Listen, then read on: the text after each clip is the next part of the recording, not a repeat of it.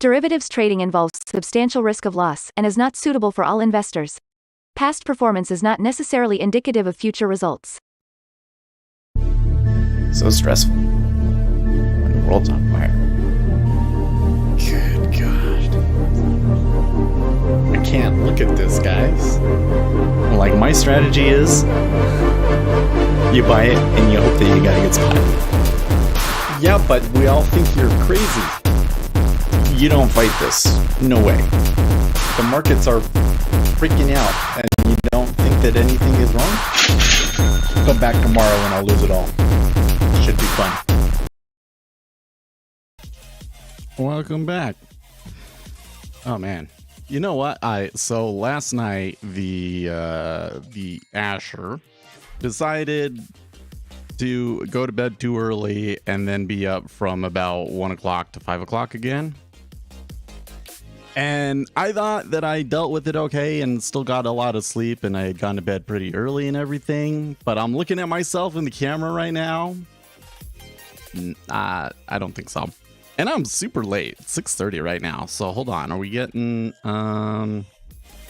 Canadian retail sales negative spot 2 versus an expected negative spot 6 and core retail sales negative spot 7? It being a Friday and everything else, it might be a good idea for me to just kind of sit back and relax today, which I know y'all want me to do something, but it's better to keep the risk for a day that we're feeling better, that we're sharper. Well, let's go check out the charts because I think we've got an interesting market developing. I mean, here's the thing. Normally, it's like, is the economy going to go into a recession or is everything going to be just fine? But like, nobody believes that right now. Nobody thinks that things are going to be just fine, right? The market is oscillating between which scenario is worse. Is the economy going to crash because of the debt ceiling? Or is the economy going to crash because of too much credit tightening? Or is the market going to crash because of inflation? Right, and that's what we got. So overnight, we had a strong push to the downside in the treasuries because of hot splash PMIs in Europe. Yeah, but we've since recovered that. So I don't know, maybe the market does seem to be hinting to me that they're not as concerned about inflation, even though I see a lot of talk about that still out in the financial news media, etc., etc. S&P 500 did have a down day yesterday with the shorts covering at the end of the day. I tell you what, this market has just been awfully quiet and tight. They are trending a little bit to the downside, but nothing too big. Oil still down. I mean, they're on a multi-day down leg. So that concerns me about like the trajectory of the economy. Gold and silver, they're okay, I guess. Copper, not too bad. So I don't know if there's too much concern on the global growth front just because of all of that. Man, Bitcoin still just kind of slowly trending down. Not really sure. This is a weird move in Bitcoin because there's not really much rhyme or reason for it, right? And then we got the dollar weakening this morning again. So a lot of people have kind of been watching here this week, I guess, because you get all of the tax receipts in. And the question is, how bad will they be? And when will the United States hit the debt limit? And it's sounding like they are going to hit the debt limit much faster than was anticipated. And so the market is starting to freak out about this. So I'm not directly seeing flows that I think are related to that here in the 10-year treasury or in the S&P 500 per se. Maybe they are going on and I'm just clueless. There is a lot of talk about it though, and it is definitely showing up in some of the short-term interest rates. So at some point, I would anticipate that we start to see those flows in the larger market, and those may start to come in today or next week. Okay. I already talked about the inflation concerns, right? There's inflation is out there. It looks like it's going to continue to be somewhat persistent, although it is coming down in the United States, right? And then the third side of this is that the credit event that we had after the bank run put liquidity conditions in the United States to like 50-year lows. So the monetary conditions tightened considerably in March, and that does suggest that the economy is gonna go into a downturn. And yet the Federal Reserve is still saying, well, we need to fight inflation, etc., etc., etc. Kind of seems to me like before the Federal Reserve changes its tune there, you're going to have to see a recession. I just don't see how it goes any other way.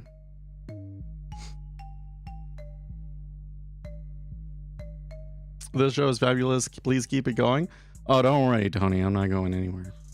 Yesterday, as we were talking, some people were fighting me on some basic principles. The biggest one of which being process oriented and relying on empirical evidence instead of a person's claimed past performance to determine what you're trading, to approach developing a trading strategy.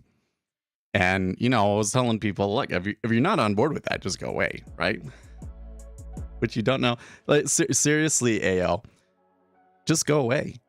Like, it doesn't seem to me like you're enjoying watching, that you're getting anything from this. I'm starting to find it a little disruptive. And I do know, like, here's the thing. I've been doing this for a really effing long time. I've done this. Well, I didn't trade, but I've been in the industry at bank side. I was able to literally, I used to watch every day the positions of every hedge fund that Goldman Sachs manages. Every customer, I could see all of their positions, everything that they're trading. I would watch it, filter through it. I wish I had the knowledge to go and do like more deep statistical analysis about what they were doing at the time. But like I've seen through this, right? And I've been doing the retail day trading for a while. I've been involved in the retail day trading community for a long time. And I tell you, well, I don't give a shit that you've done a prop trader, okay? Here's what I've learned in the industry. There is a lot of people out there that will say that they were successful at something and it was complete luck. And they have absolutely no edge anymore.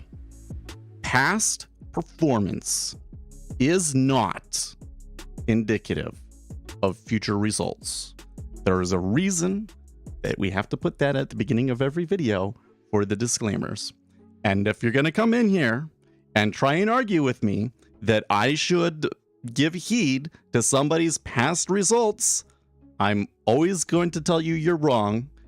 And it doesn't matter how strongly you hold to that, you're always going to be wrong, okay? Because past results are not indicative of future results, right? This is a cope. What's happened is you've attached yourself to somebody because you believed that they were successful in the past. And you've attached yourself to a method of trading because you believe that it's been successful in the past, or because you've had some success with it in the past, and you cannot empirically prove that strategy. And so you don't like it when I come in and I basically completely undermine the entire basis of everything that you've built your identity on, because I've said you should base your trading on empirical data, and you don't have it. That's really what this comes down to. And I'm just telling you, if that's you, if you don't want your illusions shattered, if you want to continue to follow people, ideas, things that don't have any kind of real data behind them, then you're not going to enjoy this stream. And I would prefer that you just not watch and not talk, because it's just disruptive. I do have a strategy. It's just sometimes the strategy says you don't trade. There you go. See, this is the other one that I get is like again, why are you telling on yourself? Just because you like to overtrade doesn't mean that I have to do it. What data do you have? Well, so if you go back and you watch all of the videos that I've posted about this stuff, particularly the proven market behaviors, inelastic markets hypothesis video, I have a couple of videos where I've done where I show you backtests, right, to show you why these kind of standard technical analysis kinds of setups don't work. And I do deep dives into the data to explain why they don't work, by the way. Right, so you can go and watch all of those videos, and those are data that we have. And then, of course, the other data that we have is we're looking at economic data, and we're trying to sort out what's actually going on in the economy with it as well. Right, that's, of course, how I analyze that data is a different thing, but that is data that we know about the economy that we know matters. If you're good, go work for a hedge fund. Well, you know, I would love to go and work for a hedge fund as a quant trader, but I don't want to live in Chicago or New York. So, and you know, the other issue is that most of those jobs, you get them right out of college, right? So it would be a difficult transition for me to make at 37. Maybe it happens, but I wouldn't get my hopes up, right?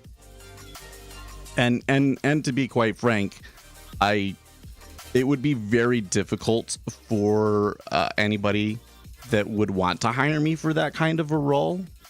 It would be a little difficult for them to justify paying me what they would need to, unless there's like some huge trading firm that's decided to base themselves in Salt Lake City all of a sudden. No, it's probably not gonna happen, fortunately. But that's why I think, well, you know, I just kind of roll with it, let the breeze take me to where I need to go. But I do think that this may end up with me starting my own kind of quant trading fund.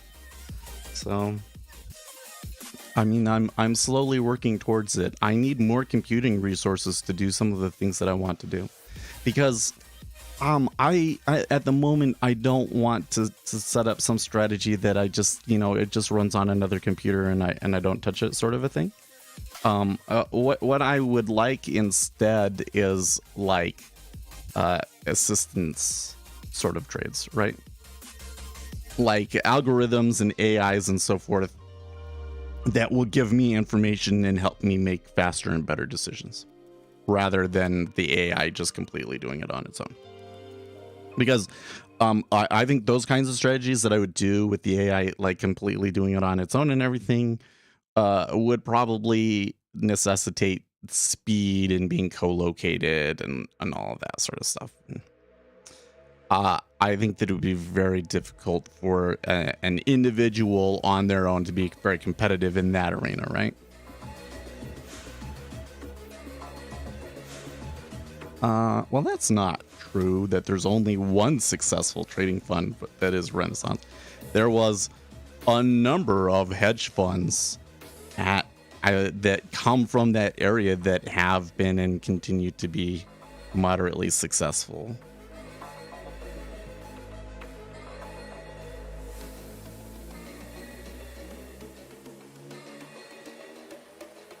Like, what about Bill Ackman's fund? What was that? Pershing Square? They're clearly not as successful as Renaissance Technologies, but they've definitely had some success, right? What about Mr. Sorry, I always remember that. I always forget this guy's name.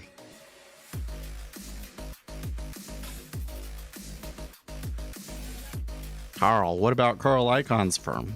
Sure, they've been popular, right? It's not a quant fund. It doesn't count. I mean, if you want to talk like HFT, it kind of depends on at what level. Like, because all of these people are using quantitative data to some extent, right? I think you're right though. Like Carl Icahn in particular is not primarily driven by quant trading per se. They're certainly not HFT. So you want to talk HFT, then you'd have to talk about Citadel, right? But there are a number of funds still out there that are doing pretty okay, even in the HFT space, right?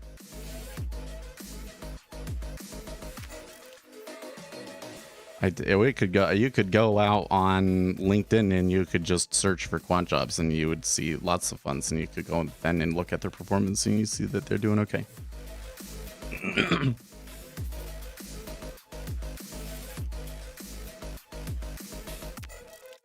Do you reference other information other than news for your order? Oh, absolutely.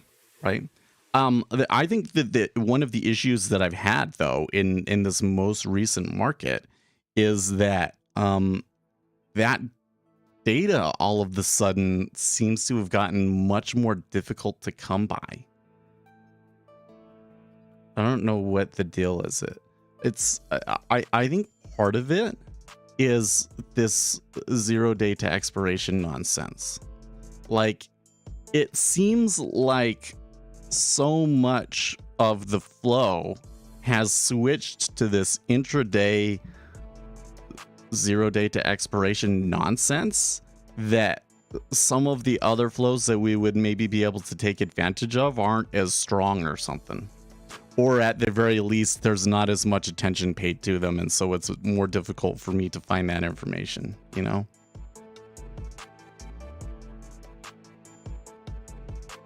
Best money managers are not quants. Well, I think that based on the things that we know, probably the maximum gains would not come from quants per se, would they? But that doesn't mean that they're not still using verified information. They're still not they're not using empirical data, right? Because to come in and say, well, you need to use empirical data, that doesn't mean that everything needs to be quant trading, right?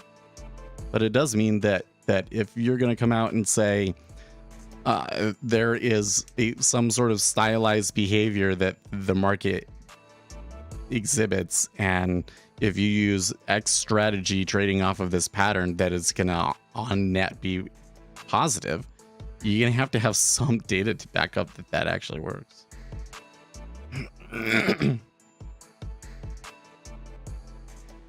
And I really don't you get tired of it? I don't know. Maybe it's because I have the ability to backtest these things, right? Somebody comes in and says, here's a price action strategy that you can use, and they're really specific about how to trade the strategy. I can just program it up, and I can do dozens of strategies like that a day, because most of the stuff that retail traders share is really simple, right? And then I can go in and I can use machine learning and other things like that to try like hundreds, thousands, if not tens of thousands of different variations of that strategy to see like, oh, well, you need to use the right particular filter or the right, period on the moving average and all, if you get the settings all right and all, then it works. Well, I can test all of those things, right? And you can only do that for so long and have none of them work before you just get tired of it and you kind of go, oh, you know what? People on the internet are full of shit, right? Why should I go and waste my time backtesting every little stupid thing that people say? Shouldn't I focus my time on things that actually have a little bit of data to back them up with first? Right? This next, remember yesterday, I was saying, Humble Trader made this video about maybe you shouldn't trade full time.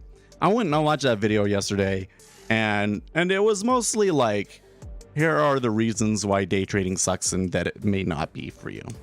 Yeah.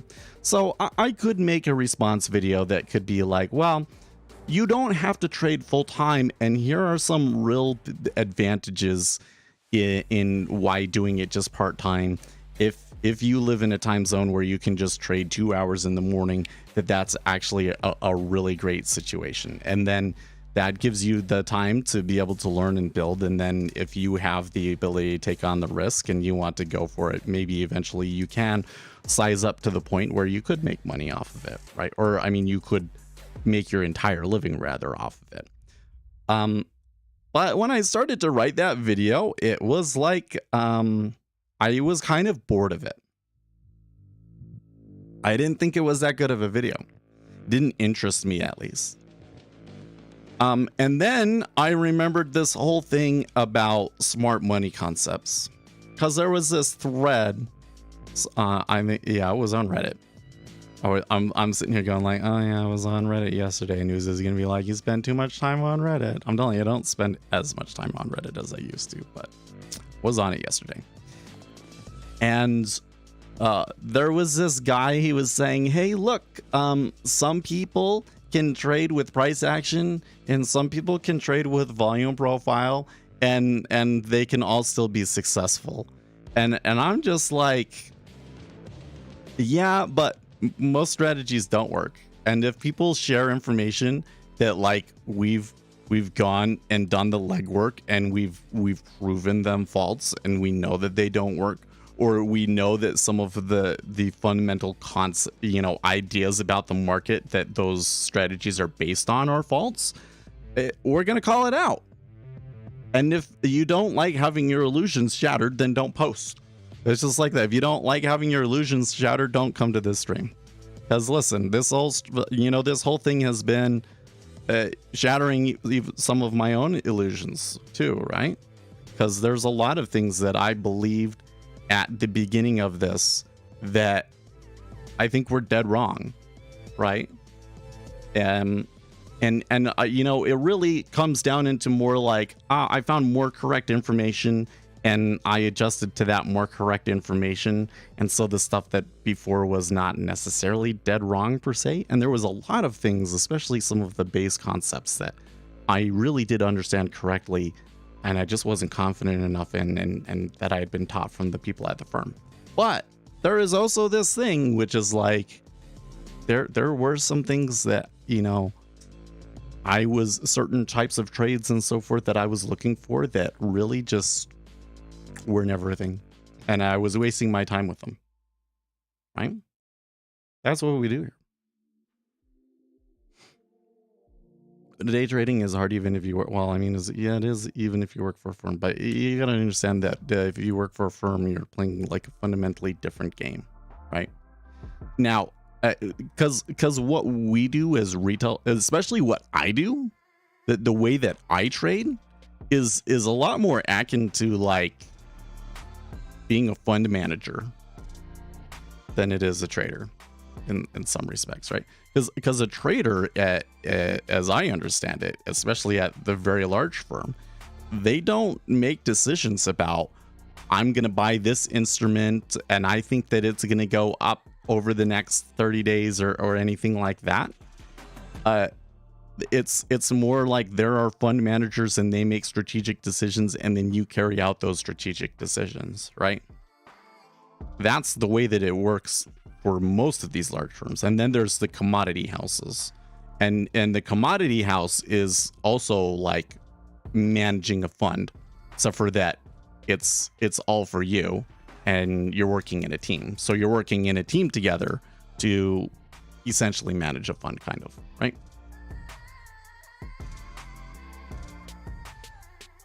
Trade instrument with a low tick value, don't use stops, analyze the news. That's, yeah.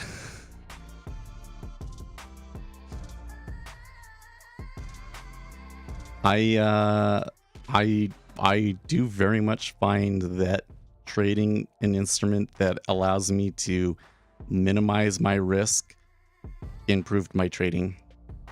I don't even think that it was like, oh, you're more confident to take a trade or whatever because you know that you're not losing a whole lot or that sort of a thing. Like I'm more cautious than ever about when I take a trade, but I think the thing that helped me was like before, if I made a mistake, if I took a loss, was just devastating to me, you know. And now I still feel that absolute just regret from taking a bad trade, especially if it's like if I lose $50 in a day, right? That really gets to me. I really hate it. But by the end of the day, I'm usually over it because I know that it's only a small part of the portfolio and that I can just keep going tomorrow, and that there's no hit that I could ever take now that would take me out of the game. That's and I think that is a really key factor. I think that if when this is a video that I need to make, but I don't really care about it. Maybe we'll make it this year. This is a couple of months in the future, right? Which is, how much money do you need to day trade, right? And my answer is that you need enough money in your account and the ability to replenish that account from your own income, that there is no way that the market will ever take you out of the game. You will always be able to continue trying. I think when you get to that point, it really changes things. When you're trading like the combines, you're constantly working against the fear that you're going to lose the account, right?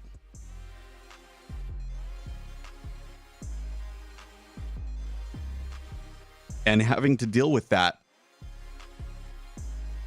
I found more often than not, prevents you from being able to take some of the best opportunities. Because like something crazy will happen, you'll blow the account, and then like all of the opportunities that you were waiting for happen and you can't do it because you blew the account, right?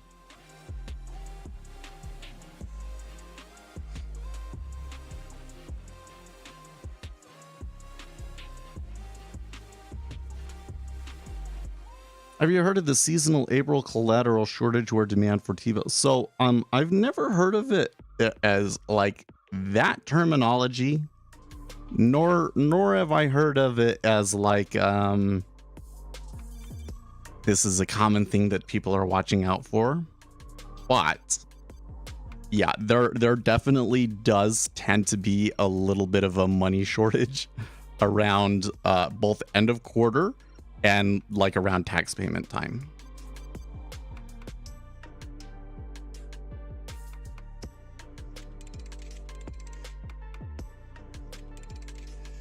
Yeah, it's the bond and the note. And is it what? Can you remind me why are they Z's? It's not that treasury sounds kind of like a Z in it. I thought there was another reason that it was Z's. I don't know. CME it seems to me, to be honest with you guys, that CME product codes are as much a product of culture as they are anything else. I mean, like they're trying to come up with letters that might possibly make sense for it, but there's not actually any real rhyme or reason to it. It was just kind of like what would make, you know, what will work for the people on the floor the best. This is like with the monthly product codes. Why is January H? Why isn't January A? Doesn't make any sense to me. You see that? I memorized the product codes and I still remembered it. I'm pretty proud of it.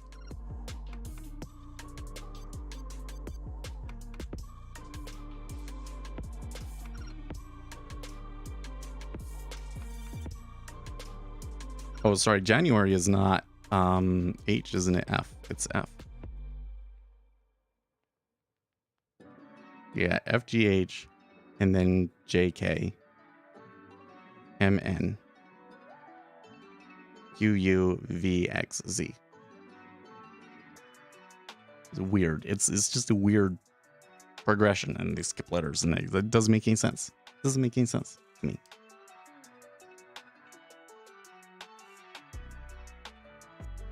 It's just arbitrary as it designates financial instruments.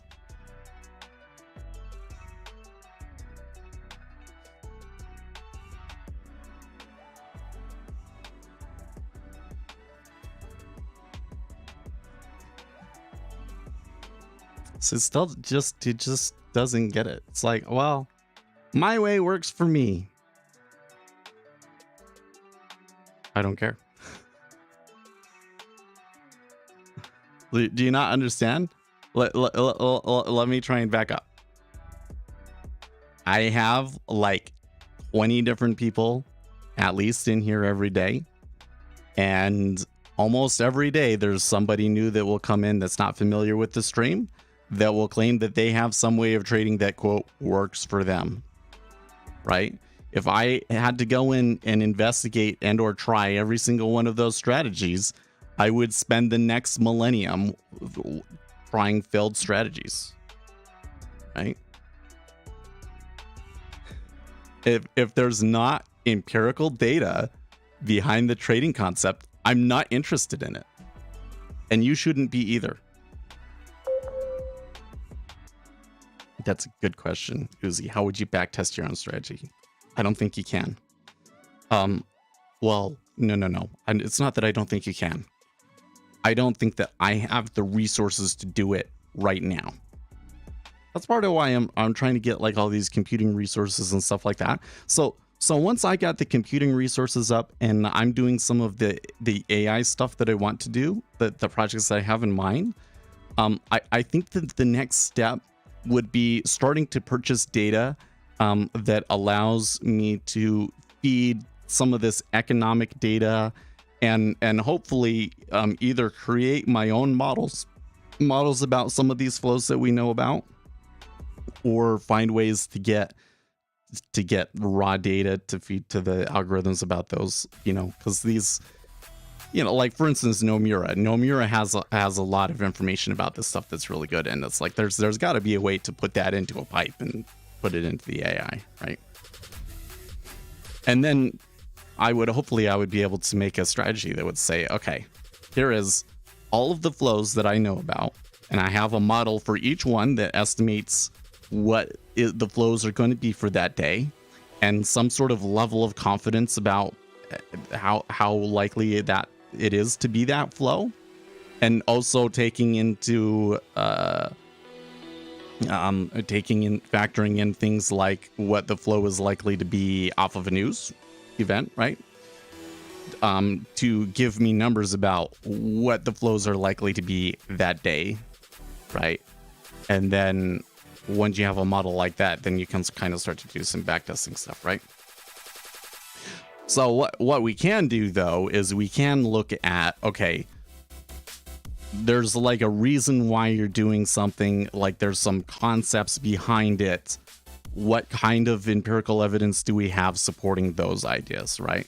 So that's where we get into, okay, so like there's the stylized behavior of markets that we do have, right? So if I'm going to be doing something, if I make a decision that's based on a quote unquote technical factor, it's going to be based on one of those stylized behaviors of the markets that we know about, right? So the trading concepts are still going to be based on things that we can prove with empirical evidence, right? Or like, for instance, this whole idea that the market is more statistically efficient than it is informationally efficient, right? That's kind of, I think, where a lot of the disconnect comes from, right?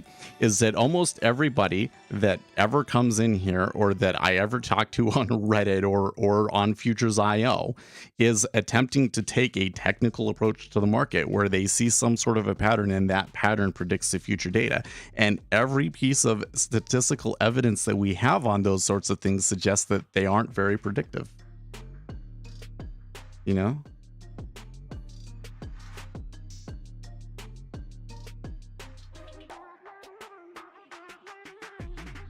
Yeah, where we are really is we have mechanical strategies, and he's but like, yes, and that is 100% it, and so going from that standpoint, okay, here's my argument.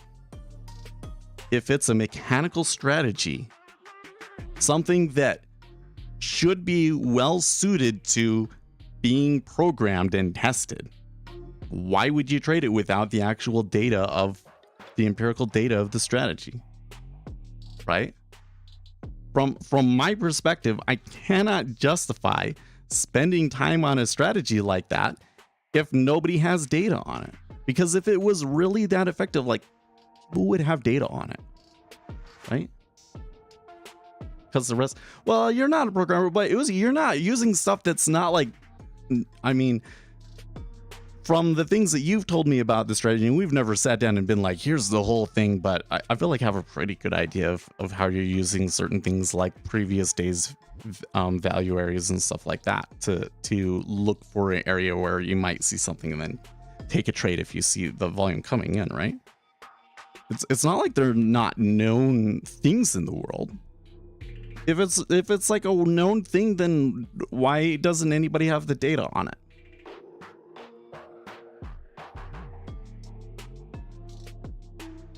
Like, I don't understand why that doesn't make people suspicious. Well, you know what? Here's the other side, though. Yeah, you don't use it. But you have told me about you're watching value area high and lows and stuff like that. You have very often quoted to me prices that were related to value area highs and lows or single prints, right?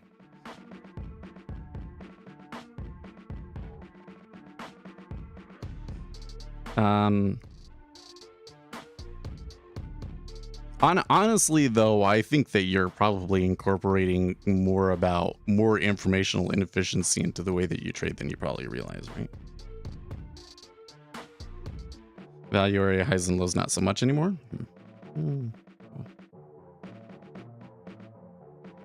Yeah, so what I'm talking about trading bunny, if I come over to a volume profile here. By the way, can I say on the treasury, yesterday was a really weird day. Like, yeah, we had that little move up and then like it really never did anything. It did kind of like fade and then just kind of went up. Like I think that was just kind of like market making aberration sort of a thing. But I was really surprised at how quickly it died down, and I'm also kind of proud that I was able to see that. You're not the only one that changes your well, okay, but doesn't that kind of lend itself to my argument? Okay, well, hold on. So it might be hard to see because of the way that my volume profile works, but there are some of these bars here that are like shaded blue. That is the value area high and low. So essentially what it's saying is that this price right here, let me try that again.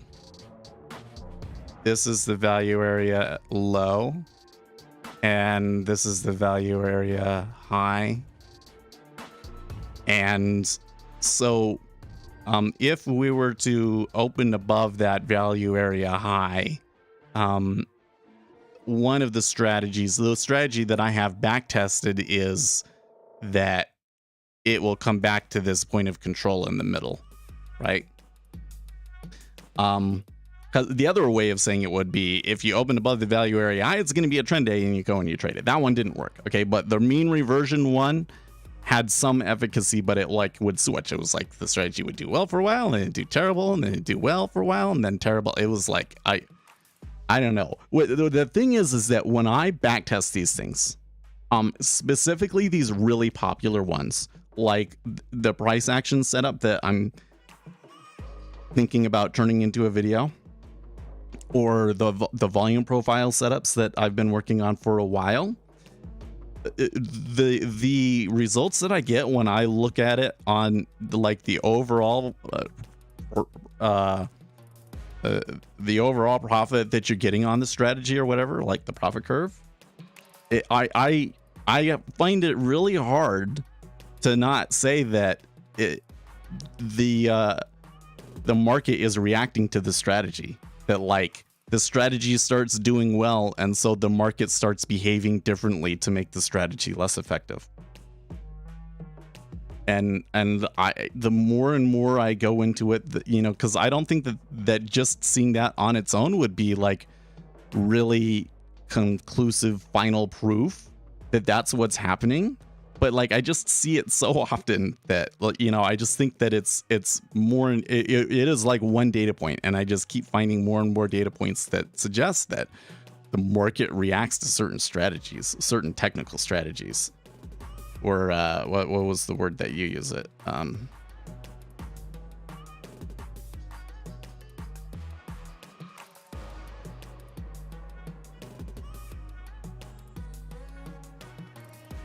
Your analysis of your strategy can prove you right on a trade over a period of time, but you couldn't time it well. That's why you eliminated the need for stop loss. I don't know if that's accurate. So I almost always get out at -10 or -20. So the reality is that I do have a stop loss. I just don't like having it on the screen. And the trades where I do well usually don't go against me. Yeah, I would call it a mental stop for sure. So this is one of the things that I've kind of been wondering with myself about, because like here again, it's like, okay, so there's clearly a choice that I have to make here in my strategy, and I don't really have any way of finding data to prove to myself what the right way to do it is, because my trades that work, they go. I mean, they usually don't go against me very much. So if I get into a trade and it goes more than 5 ticks against me, right there I know I made a mistake of some sort. And then it's a question of, okay, so as soon as you know that you made a mistake, do you just bail?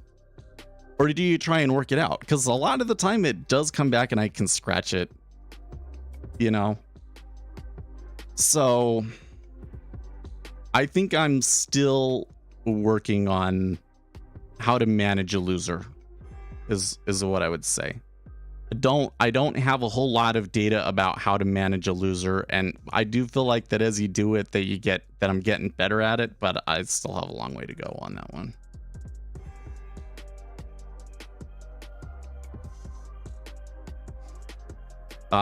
But I if I was trading ZN again, I would absolutely put a real stop on there.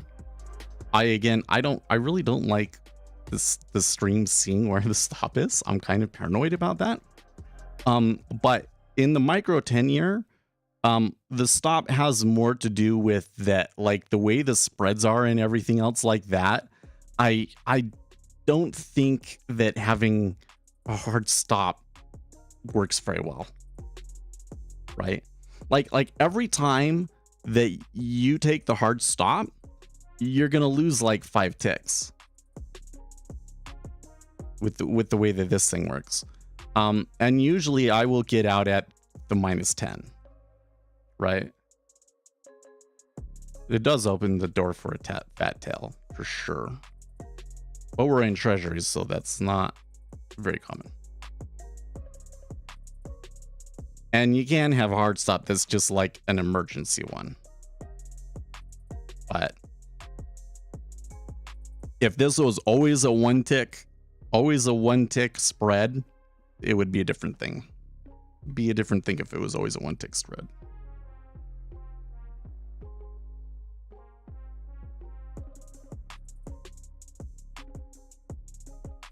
Yeah, if you put a hard stop on an instrument with a 4. Yeah, well, I mean, you're basically, if you're insuring yourself 4 to 5 ticks of slippage on every stop out, yeah, it's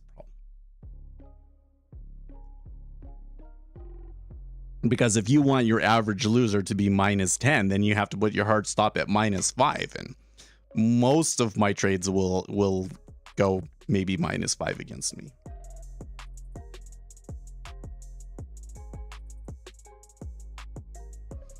Another thing that I would say though is that and I think the thing that you're kind of getting at is that there's been a lot of situations where I'm like, oh, this is gonna go, and then I get in and I realize that the timing is bad, and I just hold it through until the next leg, and it works out, right?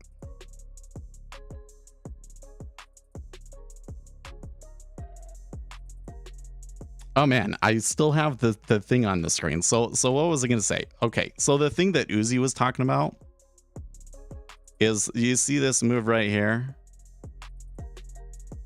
So this is what we call a single print, which is where on a 30-minute basis, there are prices that only one bar touched. So this whole gap here is a single print. This gap right here is a single print. Okay. You could also talk about these ones too, but those I haven't found the same kind of behavior around.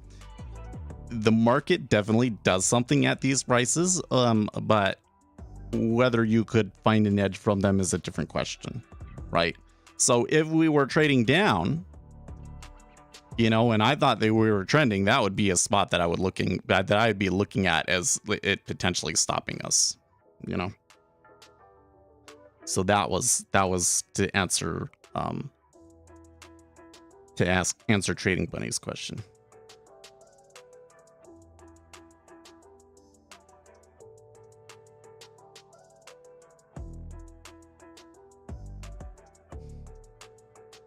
If we strip it all down, you can be just as wrong in your analysis of news releases and time you place a trade as someone else can be doing the same thing with price points and volume. Okay, so number one, you can be wrong in your analysis.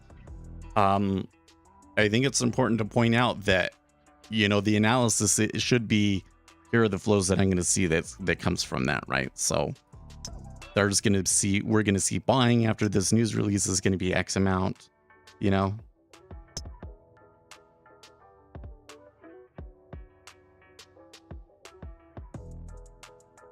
You reach the conclusion many retail traders have: I can't be stopped out all the time if I don't need to use a stop, and thus it mitigates volatility, make it easier.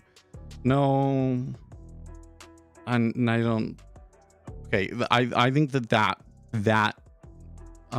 approach is fundamentally flawed. So if what you do is you just are taking like a wider stop or whatever the deal is, then you're taking on more risk per trade, and you're increasing the probability of any one individual trade working out, but you're increasing the left tail. So if you have like a normal distribution, right, what you're doing is you're taking all of these losers, and you're like, it's like you're taking your finger and you're trying to like push it and squeeze it.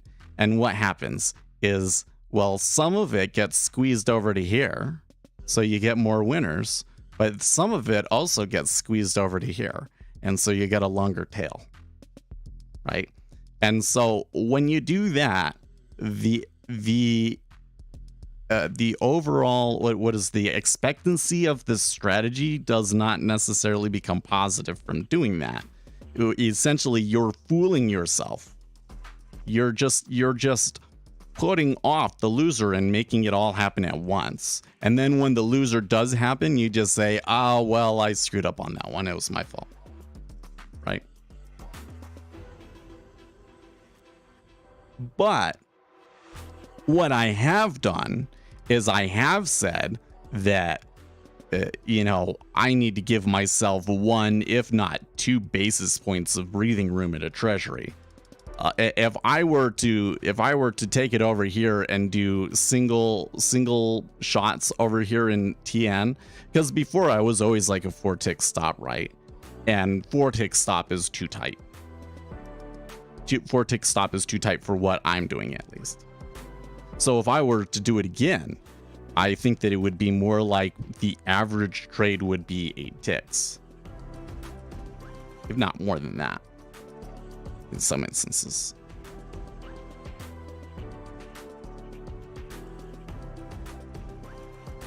Right?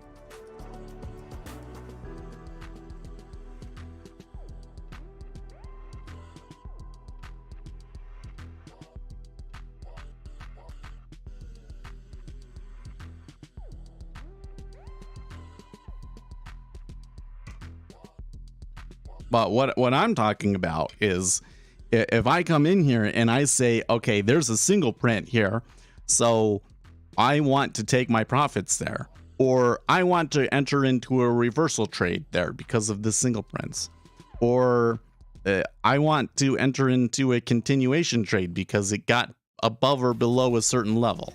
Like one way that they'd be trading this is as soon as they got above 26, I'm going to go long. And then they would say, well, see, because we broke over yesterday's high, it's a long, and see, it worked out. I'd be like, well, yeah, it worked out that time, but like, what are the stats on it? Like, that's something that you can measure. And I do not incorporate such things into my strategy unless I can measure them. A lot of the things that you're talking about are questions that certainly a trader has to ask themselves, but that and you might have an opinion about doing it one way or another, but we don't actually have the data. And that's where there's kind of this dichotomy of sorts, kind of a seeming contradiction, which is that if you come in and you say, I want to base all of my trading on empirical data, right? At some point, there will be a situation where you don't have the data and you have to do something and you just have to take a leap of faith, right? Like all trading at some point requires a leap of faith, because you can't have all of the information for how it will turn out, right?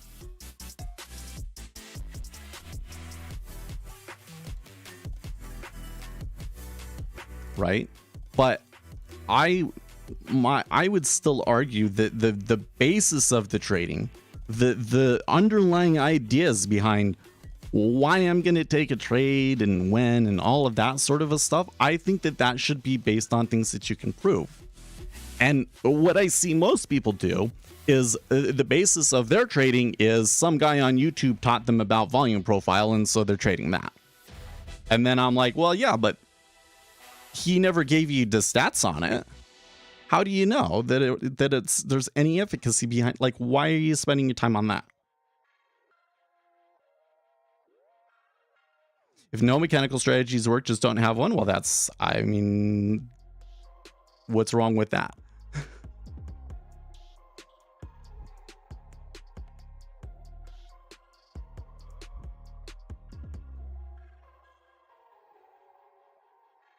I mean, that ultimately is the argument, right?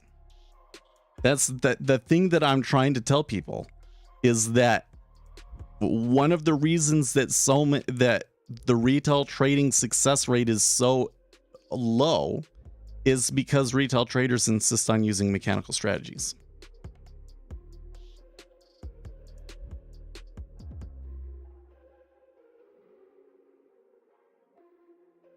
Everyone who can't master timing reaches the point you have. Maybe. No, I mean, but like, that's the thing, is that like 95% of retail traders are trying to do something mechanical, though. I wish I had like well, I do kind of have a survey, but I don't think that the survey was geared towards answering that specific question. Okay. But when you looked at, we had this survey where we asked people what are strategies or methods of analysis that you think works and which are ones that you don't think work. And the most popular strategies that people were using were all based on mechanical things. And the things that were all based on what I would call informational inefficiency were the least popular. And based on what we know about the market, it should be the exact opposite. There should be more opportunity for retail traders in the informational inefficiency than there is in the mechanical trading. And I think that what has happened is that we were conditioned to do the mechanical trading because that was where the big innovations have been in the last 30 years. That from the 80s onward, a lot of change came into the market because of mechanical strategies, right? But the problem is that the mechanical strategies that they were using are very different from what a retail trader thinks a mechanical strategy is. And it's a competitive game. So like we as retail traders, we just aren't fast enough to be competitive with them, right? But because of the way that the market works, the market is very statistically efficient and not very informationally efficient. So it really should be the opposite. 80-90% of retail traders should be trying to look for informational inefficiencies, and the only people that should be trying to do the mechanical trading are like PhDs.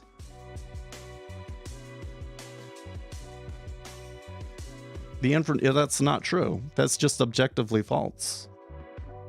The market is not informationally efficient, and you could say, like, can order flow contain informational content? Yes, which is to say, if somebody is buying 10,000 contracts, there might be an informational inefficiency that person is using to tell them to buy 10,000 contracts. But there might not. And there's no way for us to see the difference between those. Right? And whether there's information in them or not, it still moves the market. So in the end, the market is still not informationally efficient.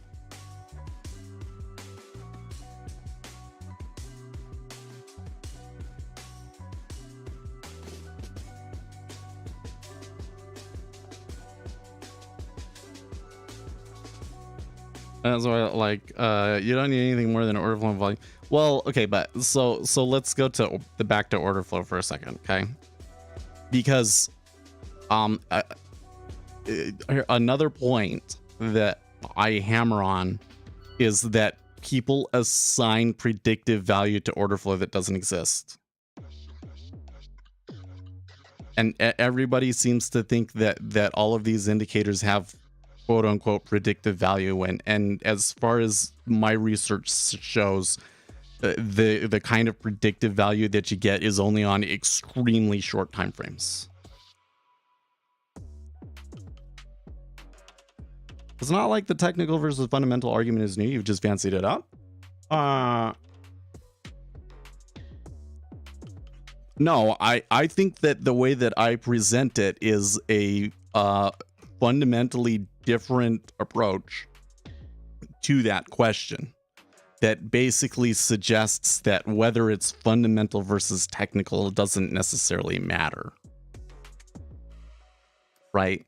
So this comes back to what definitions are, right? So one way of saying it's technical versus fundamental is like, if you're using numbers in math and can program it out, then it's a technical strategy, right? Another way of looking at it is it based on the fundamentals, like of the company or of the economy, the data that we have about how that company or economy is doing? And if it's not, then it's technical, right? So like the current positioning of people and sentiment indicators being at like all-time lows and stuff like that, those things would be for many people considered technical, right? And so there's this whole argument and question about what is technical and what is fundamental, and what does that mean do technicals work or do fundamentals work, or do they both work but one works better than the other, or is this one more appropriate for you, or like that's that whole argument, right? And what I'm saying to you is that doesn't matter. What matters is predicting orders. Does the information reliably predict orders? That's all that matters.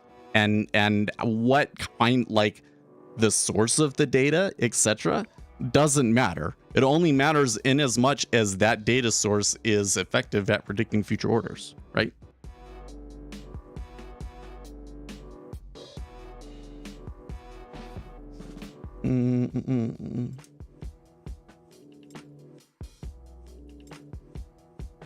Yeah, see, in kind of fundamental just means your economic news are off market information. I'm just saying whether it's technical or fundamental doesn't matter, right? What matters is that it predicts orders.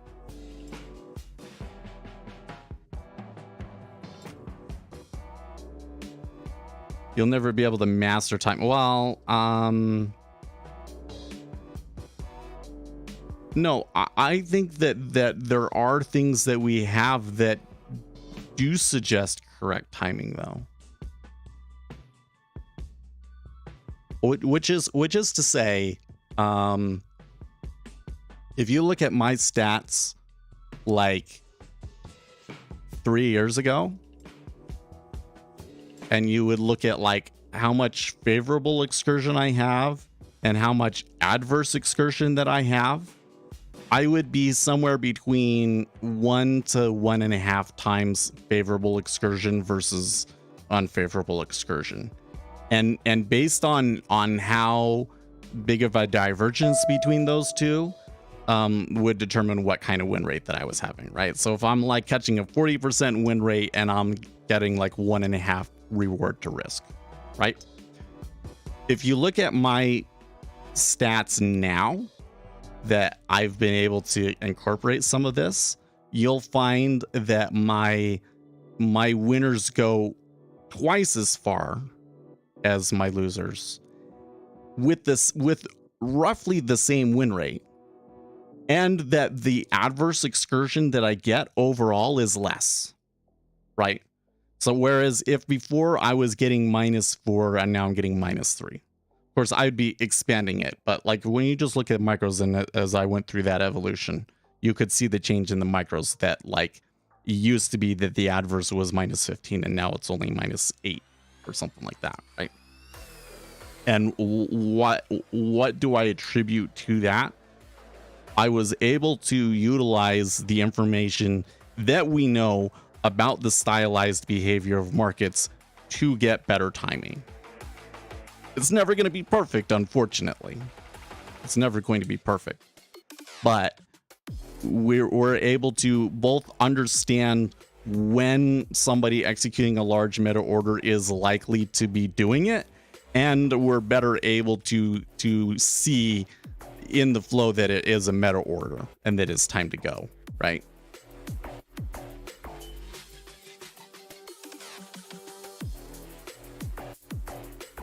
In terms of efficient and inefficient, if you see a lot of volume traded at a single price, kind of like a doji where open and close is equal in interval, does that mean informational trading or non-informed at them? I would say that you can't possibly know unless you have other kind of context. And there's quite a wide field of different scenarios within the parameters that you gave, right?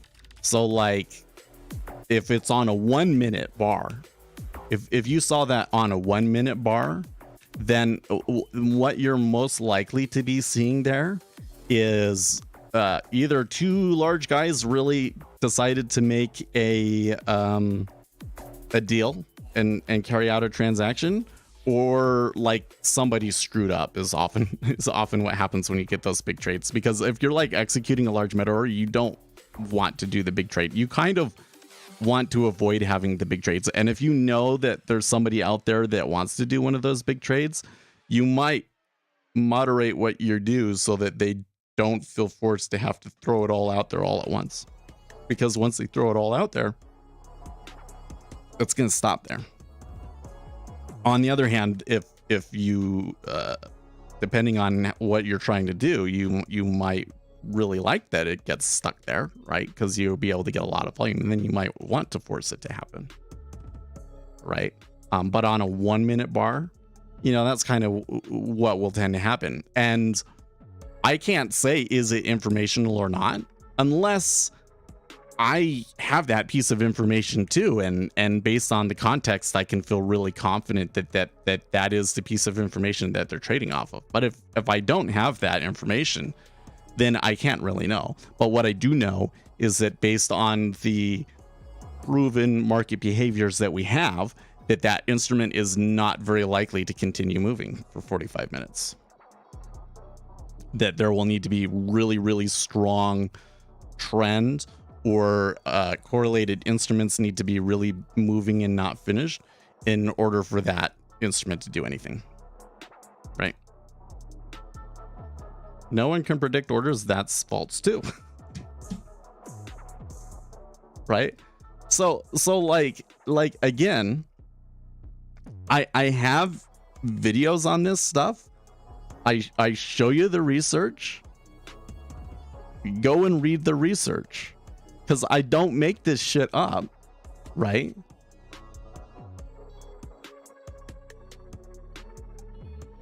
There are some situations where you can reliably predict orders, and from what we know, that's likely to be the source of a large portion of hedge fund profits, is taking proprietary order flow data and analyzing that to find things that predict orders.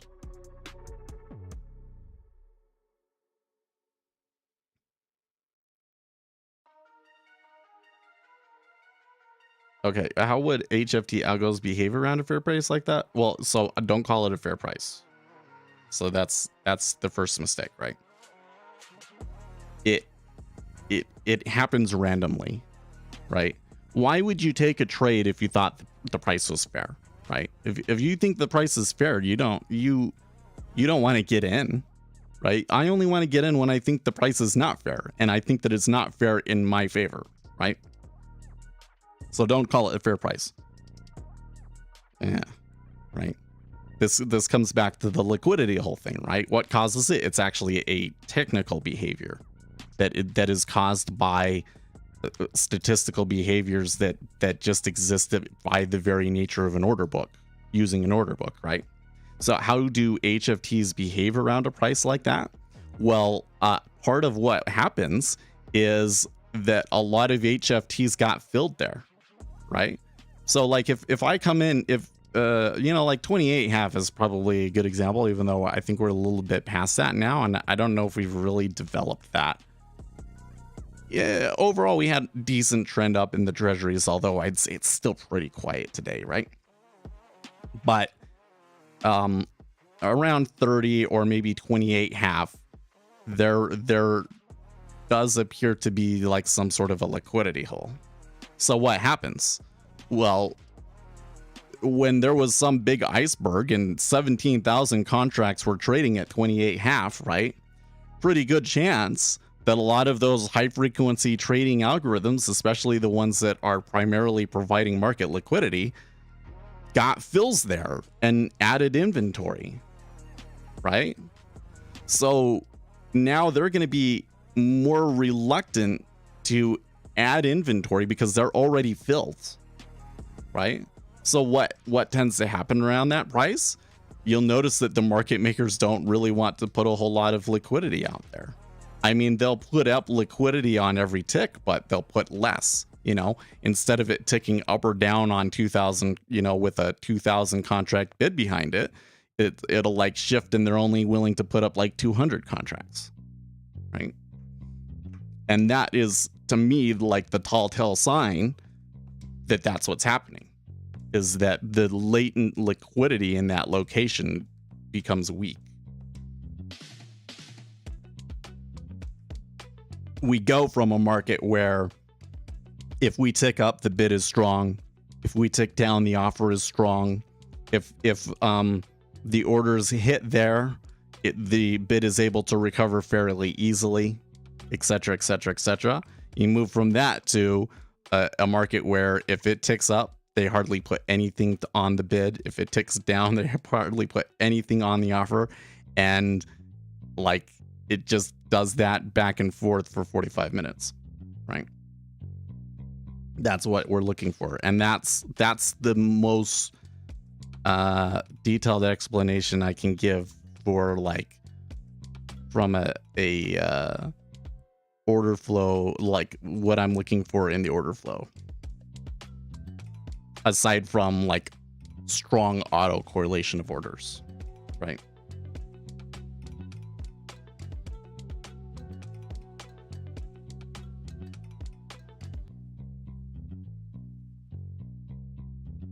And that all of that stuff can give you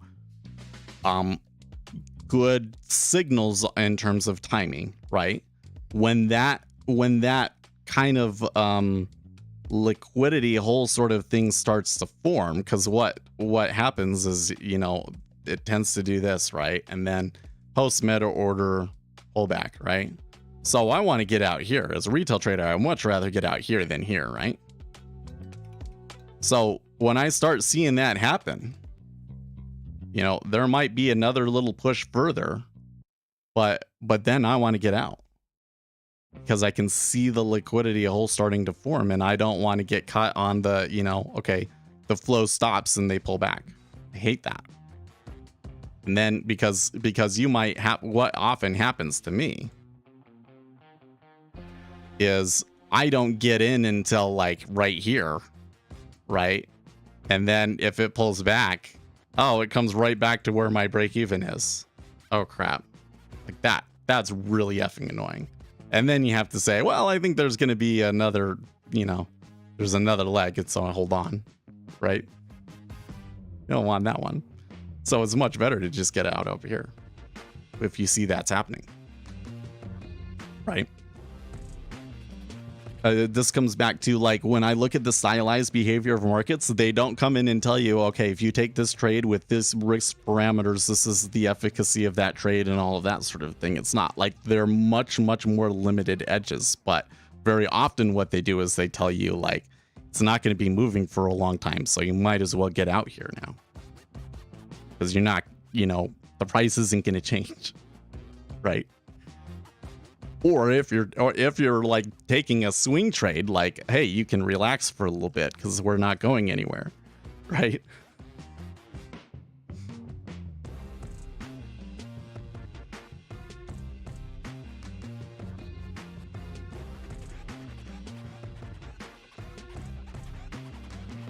Okay, so, but anyways, going back to the conversation we're having with Uzi, where he's saying like, how do you correct for the timing? Just don't use stops.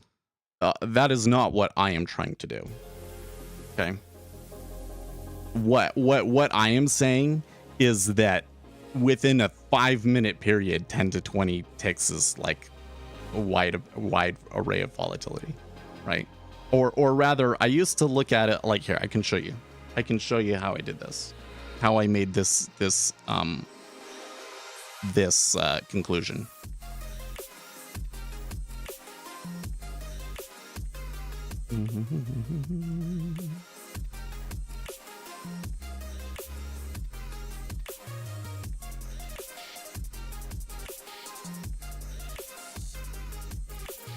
Okay. No, it's not. Let me show you.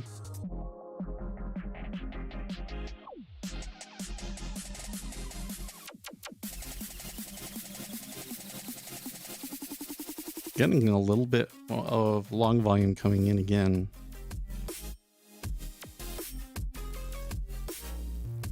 I'm kind of curious to see where this goes. I mean, it looks like the fight has been higher inflation versus risk off flows, and today the risk off flows are winning, and the risk off flow is kind of starting to look like a freight train. But the volume is kind of tepid. I don't know. It's been 17,000 contracts net. I wonder if I had come in here today and I had a good night's rest and everything else and I was feeling really good, if I would have tried trading it or not.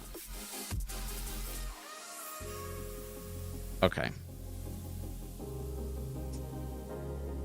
So here I have a histogram. I'm going to take up the full screen with it so that we can see the histogram really well. Okay.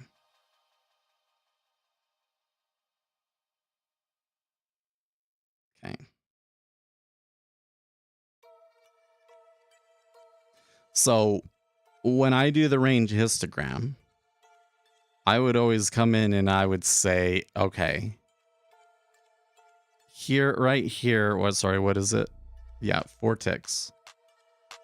In a 30-minute period, most bars are only 4 ticks wide, right?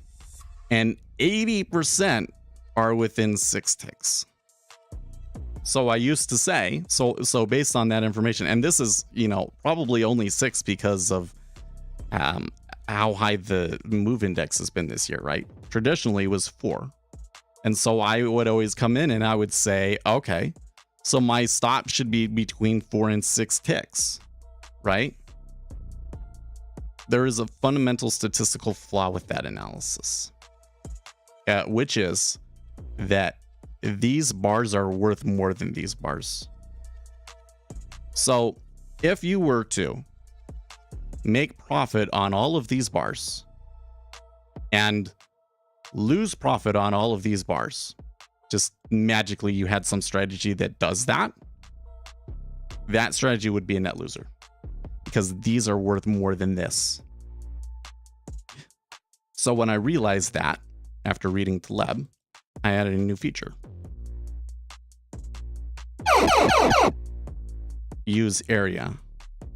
And what that does is it says, okay, for me determining what my value area is, I want to use 80% of the profit, not 80% of the data points. Yes. I want to use 80% of the, I want that blue line to be at where 80% of the profit is, not 80% of the data points. Okay. So when I add that onto it, oh, look where it changes it. And now it's saying that the halfway point,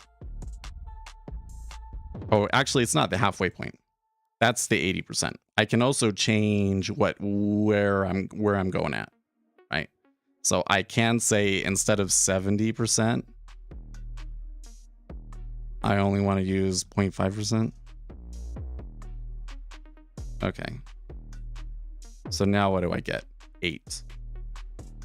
You see what I mean? So what I realized was that the statistics suggested that the correct number to use was actually double what I was using. And that's why I did that. It wasn't trying to increase it because of the timing. It was because the statistics told me that 4 ticks was just too tight. That it wasn't that my timing was off. It was that there's just enough volatility in the market in general that even if your timing is like dead on, you're going to get stopped out too often. So that's why.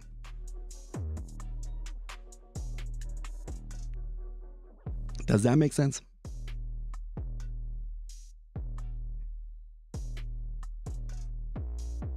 So stop using stop. Well, I don't think they should just not use a stop at all.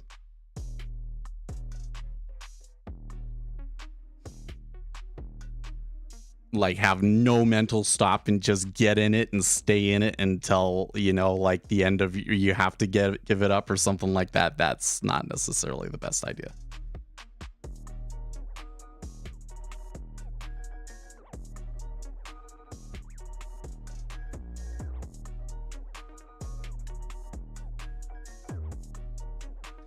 But for sure in the micros, because of the spread, I don't want to use an automated stop. Nah, well, no,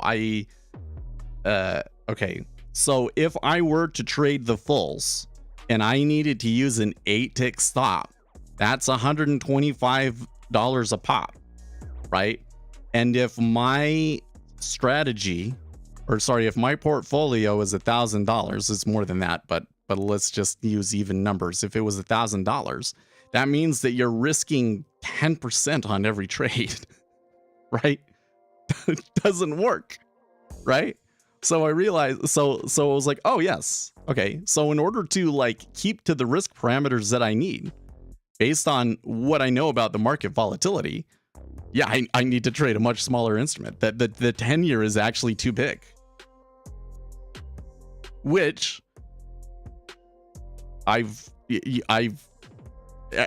it seems like whenever because this isn't the first time I've told you guys this was just maybe not like walked it down as explicit terms, but every time that I say that, you guys kind of act like, well, you're crazy, like that there's no risk in the 10-year, yada yada yada. Like when we were talking about they should make micros for it, everybody was like, well, what even is the point? I'll tell you what the point is that you really cannot trade the 10-year treasury with a $1,000 account and expect to do well. Okay, so what the hell? Did I miss? Oh, I did. My bad. I didn't have the new squawk turned on, and they moved on that manufacturing PMI. Okay, so services was 53.7 versus 51.5. That's a much bigger beat on the services. Manufacturing was 50.4 versus 49. And composite was 53.5 versus 51.2. So,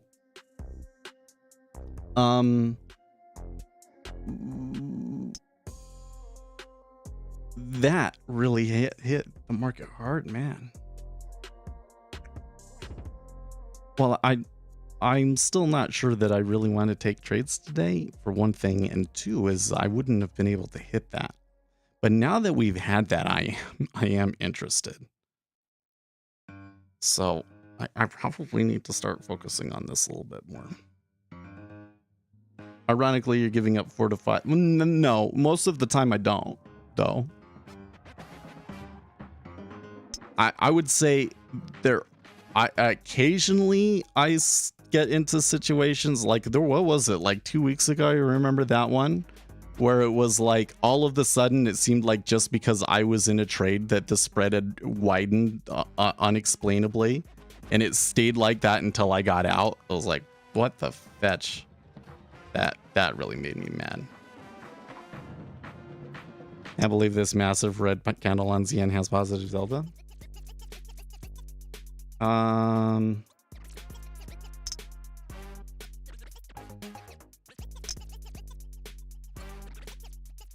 mean, I'm seeing like negative deltas on them, but like it's only enough to like wipe out. It doesn't even wipe out all of the positive delta that we had going into this. The thing is that because we had like a trend going up that whole time, that's probably gonna make this move harder, right? Like you get like the square root law involved and all these other things. I don't know if I could just take 3565, but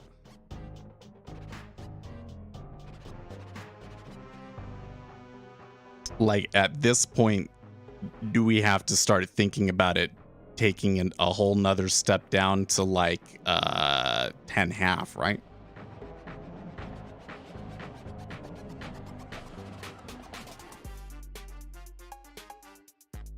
I don't so trade the ES. That could be a long.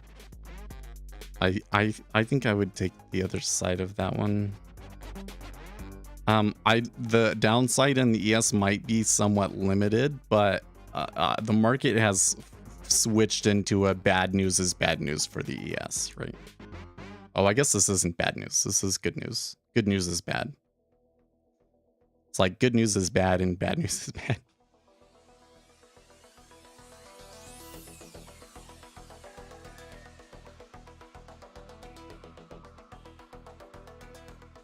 Okay, so what I'm seeing right now is that we are starting to see that square root law impact come into effect, but the flows are still really strong.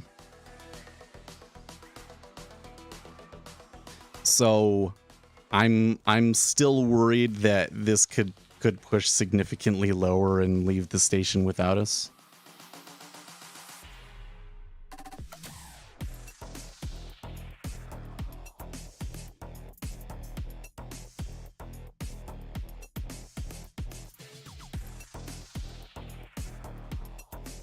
Why is the dollar up? So I think that this piece of news is a really strong inflationary data point, right?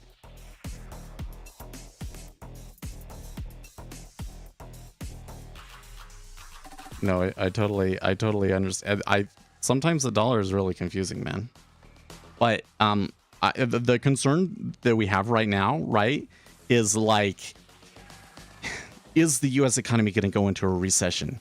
And at the same time, the Federal Reserve is kind of stuck between a rock and a hard place, because on one side we have like a weakening economy and we're going to go into a recession, but then on the other hand we have like this really strong inflation, and we can't allow inflation to get out of control, because if we did that, then things could get even worse, right? So the dollar has kind of been teetering between this thing where it's like, well, if the inflation continues to be the primary concern and the Federal Reserve continues to be tight, then the dollar stays strong. But if the economy starts to weaken, then we have this risk of where like they back off and they loosen the money, even though inflation is still a problem, right? And so that seems to be the dichotomy that the dollar has been trading. So on this point, if the services PMI suggests an economy that's still relatively strong, and particularly prices going up, I haven't dug into the report yet, we'll do that in a moment, then that's going to mean stronger monetary policy, and so you sell the treasuries and the dollar is strong. Yeah. And then again, also consider the flows that we were seeing before all of this. Man, okay, so I said, yeah, I'm starting to see it. I'm concerned that the flows are strong, but I'm starting to see it, which was like I can't really just try and sell it right here on it continuing, but like, look, it really did come back.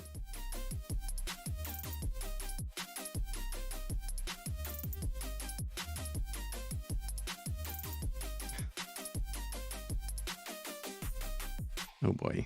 Louisville shooter's manifesto details his intent to push gun control. Boy, oh boy.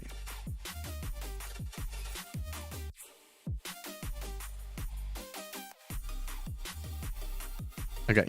After mixed soft regional survey data from the Empire Fed and the Philly Fed, and a general slide in the overall macro surprise index, expectations were for a decline in the S&P Global's PMI data in a preliminary April data. However, just to baffle everyone with BS, both manufacturing and services jumped higher in early April data, with the former back into expansionary territory somehow.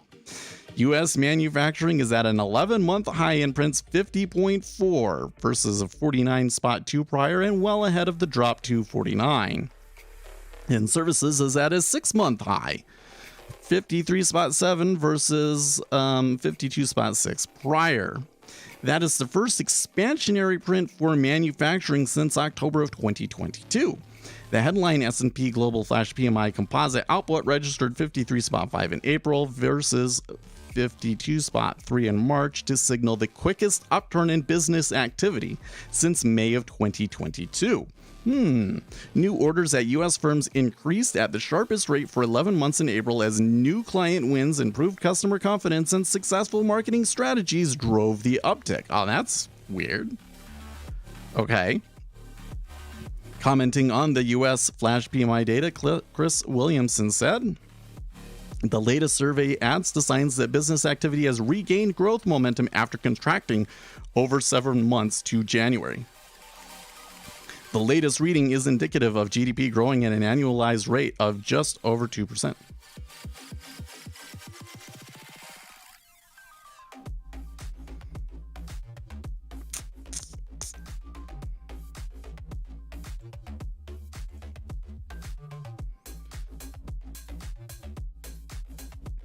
Gold growth is also reassuringly broad, led by services thanks to a post-pandemic shift in spending away from goods, though goods producers are also reporting signs of demand picking up again. Jobs growth has accelerated alongside the resurgence of demand, aided by reports of vaccines being more easily filed, reflecting improved supply of candidates and higher wages. However, the upturn in demand has also been accompanied by a rekindling of price pressures. Average prices changed for goods and services rose in April at the sharpest rate since September of last year, the rate of inflation having now accelerated for 3 successive months. This increase helps explain why core inflation has proven stubbornly elevated at 5.6 and points to a possible upturn or at least some stickiness in consumer price inflation. Economic strength and resurging inflation. This is terrible news for the pivot hopers. Yes.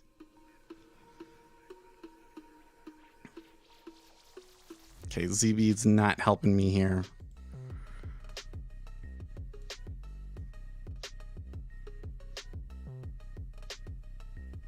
Well, this is just, yeah, you know, probably a better trade here would be to go short gold, huh? Because gold is just getting decimated. And they have lost to 2000 and are already to 1985. Hey, that's the year I was born.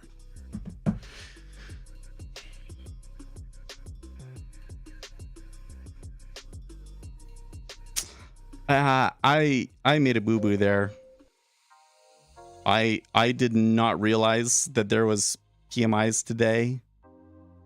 I kind of had already come in and been like, I don't think I can do anything anyways. So I didn't really look too hard at this stuff.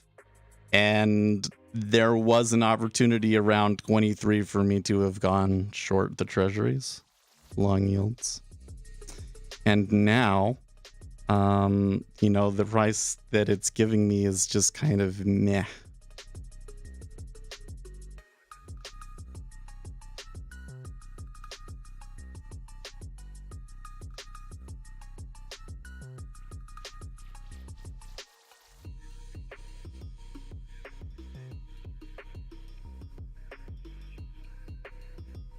Now, one thing is that we are kind of in that area where, like, it's not impossible for them to go to the low, but that there's going to be a little bit of stickiness. So, well, darn.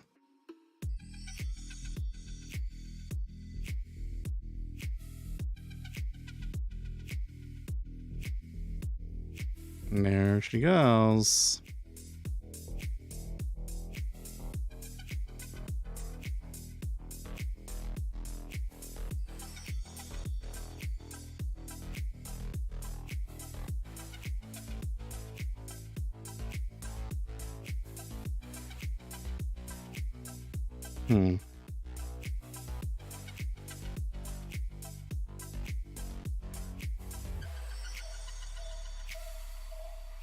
I am surprised. So I tried maybe just putting an order out there.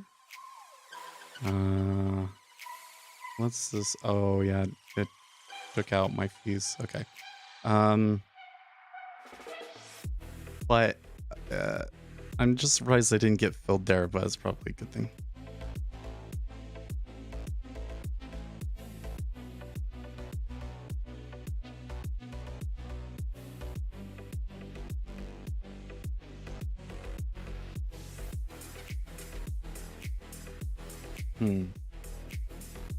Dude, the spoos are now starting to panic about it. Yeah.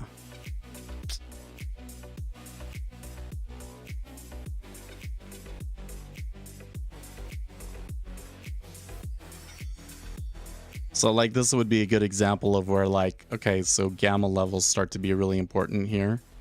S&P 500 is kind of like at key levels below 4135 or so. You're kind of starting to go into no man's land. And I don't know what the options positionings are. I would guess that the options positionings are short gamma, which might make it difficult for the S&P 500 to continue on down here. Of course, if that's wrong, then it's really going to move, right? But yeah, I get a D for lack of focus. I mean, it was a choice that I made, right? There's like, Seth missed something because Seth was ADHD, That's not what happened. Seth was not paying attention because Seth made a poor choice earlier, which was he didn't sleep very well, so he just didn't even really look at the agenda. Right? It's okay.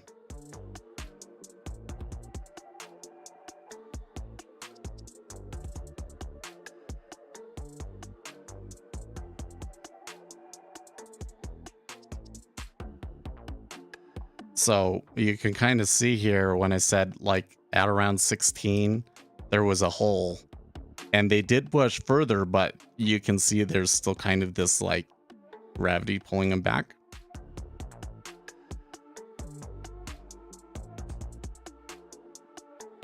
There's still a good deal of long side volume in ZN. Let me check.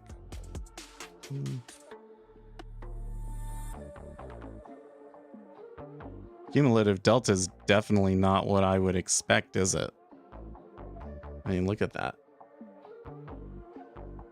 There was like some spiking before the news, and in cumulative delta, we're still like just right there.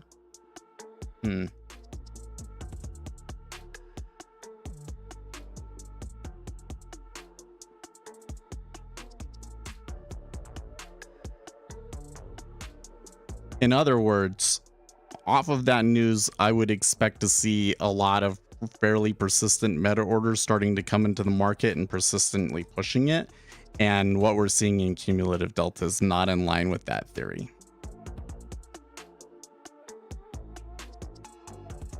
Yeah, it's either going to turn or it's going to puke hard. Probably, you're right.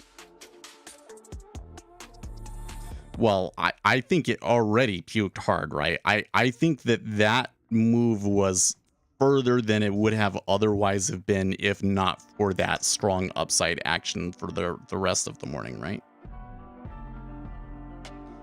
But we are kind of getting to a point where it's really hard for me to justify trying to take it here. If it goes here, like if 3.57 ends up being a good buy in the next like 15 to 30 minutes, for instance, then this is a really powerful move, right? Yeah, it did a good price puke, but it doesn't seem to have scared out the long.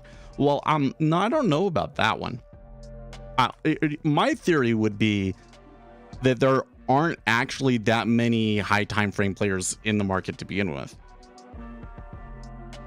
Right? Like what I've seen is a market that like seems very reluctant to really take on something this week, and it's been really quiet. So I'm gonna guess that the long-term players that are long are probably long from like much further back. Like they'd have to be long from like, you know, the 2 days ago levels, like into the, you know, closer to 114 even, right? But that kind of is where I'm saying that piece of data might be enough for them to all say, okay, yeah, inflation is the bigger concern right now and treasuries are going to have to come down, right? But so far that flow doesn't seem to be happening. I'm expecting people to take new positions short, and I'm not seeing it. That's one theory. Your theory is not unreasonable. But I explained why I think it's more like there weren't actually that many long positions. Yes, sorry, it was a PMI. It was like the preliminary PMIs. These PMIs are usually not that influential, so it really was a pretty strong outsized reaction here this morning. I'm looking back on it and I'm like, okay, well, there was the news. I don't think I realized what was going on until like 3 minutes later, so I was really not paying attention. I was really not paying attention. I'm really honestly embarrassed. I mean, I don't know. Embarrassment for me is not the same for other people, but I would describe how I feel right now as a little embarrassed.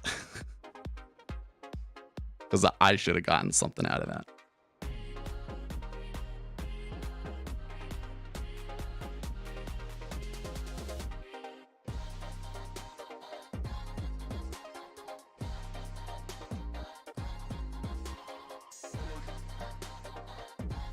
Now, going back to what we were just talking about, if it's like new positions or whatever, your conclusion, Uzi's conclusion, or rather, that like it's either it's going to turn or it's going to puke hard.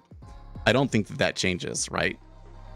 Because if these guys really are just saying for whatever reason, maybe it's because it's a Friday, that like I'm not going to do anything, I'm not going to be taking a new position short, then there's probably a lot of volume going in on that short that's going to get squeezed back out here, right? And it hasn't been very long. Can you see it is a lot easier for them to tick up? Like, it's heavy because there has been a lot of market orders selling it, but like when it has been ticking up, it's been like 500 lots.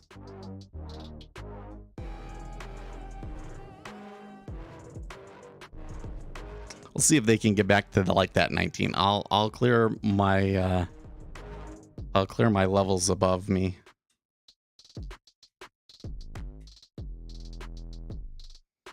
Very poor low if the longs are still below. I don't think that we have any real data to prove that something is a poor low or not. Unfortunately. I would certainly say from where I'm sitting that it looks like a poor low, right? Like, nah, I don't think I can say that. It has turned exactly where I expected it to, right? So, you know what? So I don't even know where. Okay, so this is an interesting one. Okay, so we've talked about auction theory and volume profile stuff like that, and like what are some of the flaws in it. And a lot of it comes down to auction theory. Well, one of these things that happens is like, especially the people using footprint charts will say like, this is a bad low for some reason. It usually has to do with it's not a finished auction is what they say, which means that both the bid and like it went offer, like this isn't what happened in this situation, but there could be a situation where like 13.5 did become the best offer at one point, but no volume went into it, and then they'll call it a bad auction. Okay. And so the idea is that from auction theory is that we have something that signals to us that the auction was not complete, right? Again, no data that I've ever seen backing this idea up. In fact, I have backtested that exact setup of like a bad low, bad high sort of unfinished auction, and it wasn't a very good trade. From my perspective of the market, from the order flow view of markets, would say that you create a liquidity hole, and that when you have a liquidity hole, it starts to become much more difficult to move price, and that when the flows subside, that they will slip back into the hole. And that's definitely what we're seeing right now. So it's doing things at exactly where I would expect them to happen from what we know about order flow, right? But from like a fundamental perspective, I was expecting a lot more sell volume to come through here. And I'm still looking at this wondering if we're patient that it will come eventually. Like, that cumulative delta is a little discouraging to me. That in other circumstances would have me be so like, if it was a piece of news that I didn't think was a huge deal, I would often be just like, well, okay, like they made the hole. There's not really any reason for them to continue trading it. So it's just going to hang out here the rest of the day is what I'd be saying. But I feel like that this is a big enough shift in the data points that we may see continued shorts. And we're just going to have to keep an eye out for them.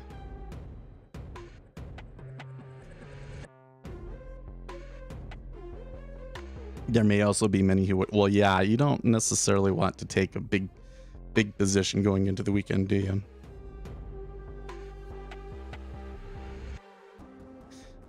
So I guess we'd have to be a little bit careful. So like from like how well is the economy doing, right?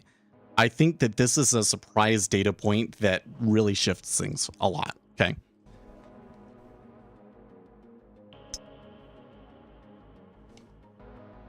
It really, I think, shifts people's views of where the economy is at today. Okay.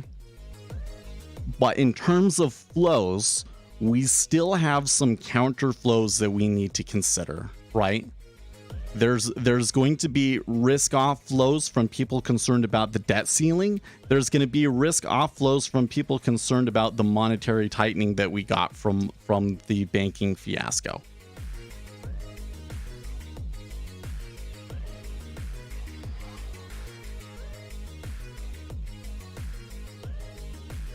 Yeah, so Walter, let me try and go into a little bit more detail on the auction theory. Okay, so auction theory basically states that the market is a two-way auction, and so when they say it's an auction, what they mean is like if you go to an auction at like the county fair or whatever, and they're auctioning off a cow, and somebody will say, I'll buy that cow for $500. And then somebody else says, I'll buy it for $550, right? And the auction will keep going until you get the highest price, right?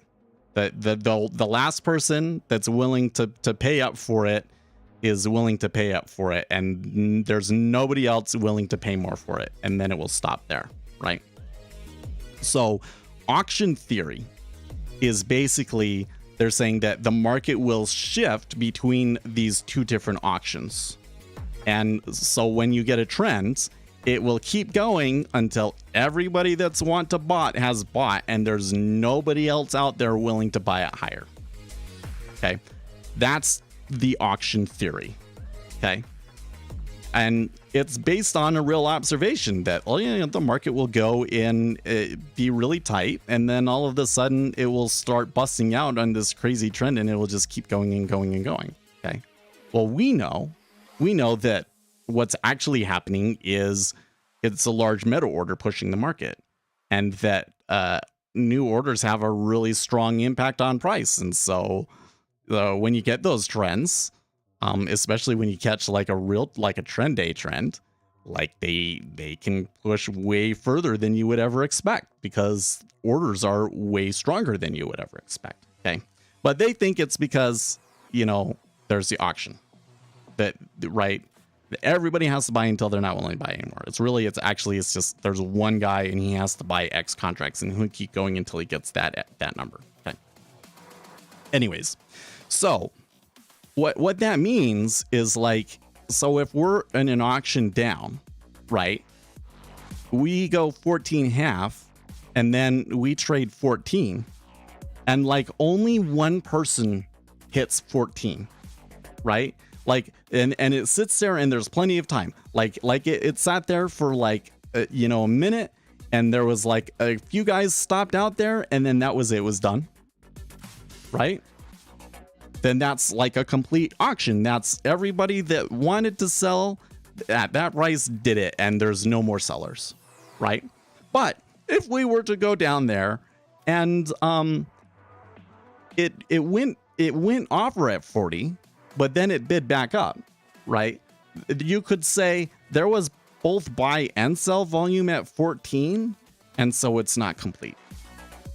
Or the other thing that you could say is, like, if at this 14 level that we had here, 5,000 contracts had traded there. That's too many. That's too many. There must be more volume there, because what you really want to see is like this pathetic number that doesn't make any sense, right? So in those situations, they call it an unfinished auction. Is that somebody came in and started taking it the other direction, and the auction wasn't done. And so it's going to go and revisit that location at some point, and to get those people that are willing to sell at a lower level. That's the theory behind it. I don't believe it's a correct view of markets, but that's the theory behind it, right?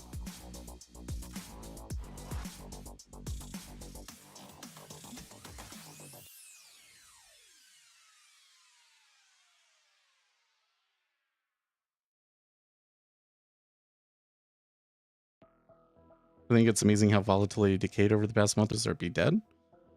And I mean, so going back to our discussion earlier about you know, like mechanical trading, you know, this is the other issue that I have with mechanical trading, is that anything that really works, the market is gonna go and sniff out. Everything that I've done in my backtesting suggests that happens. And I'm starting to get to the point where I can even see a strategy will start to get popular with the market, and then it will start to do well, and then almost immediately after it starts to do well and all the retail traders start talking about it, the strategy starts to do dismal.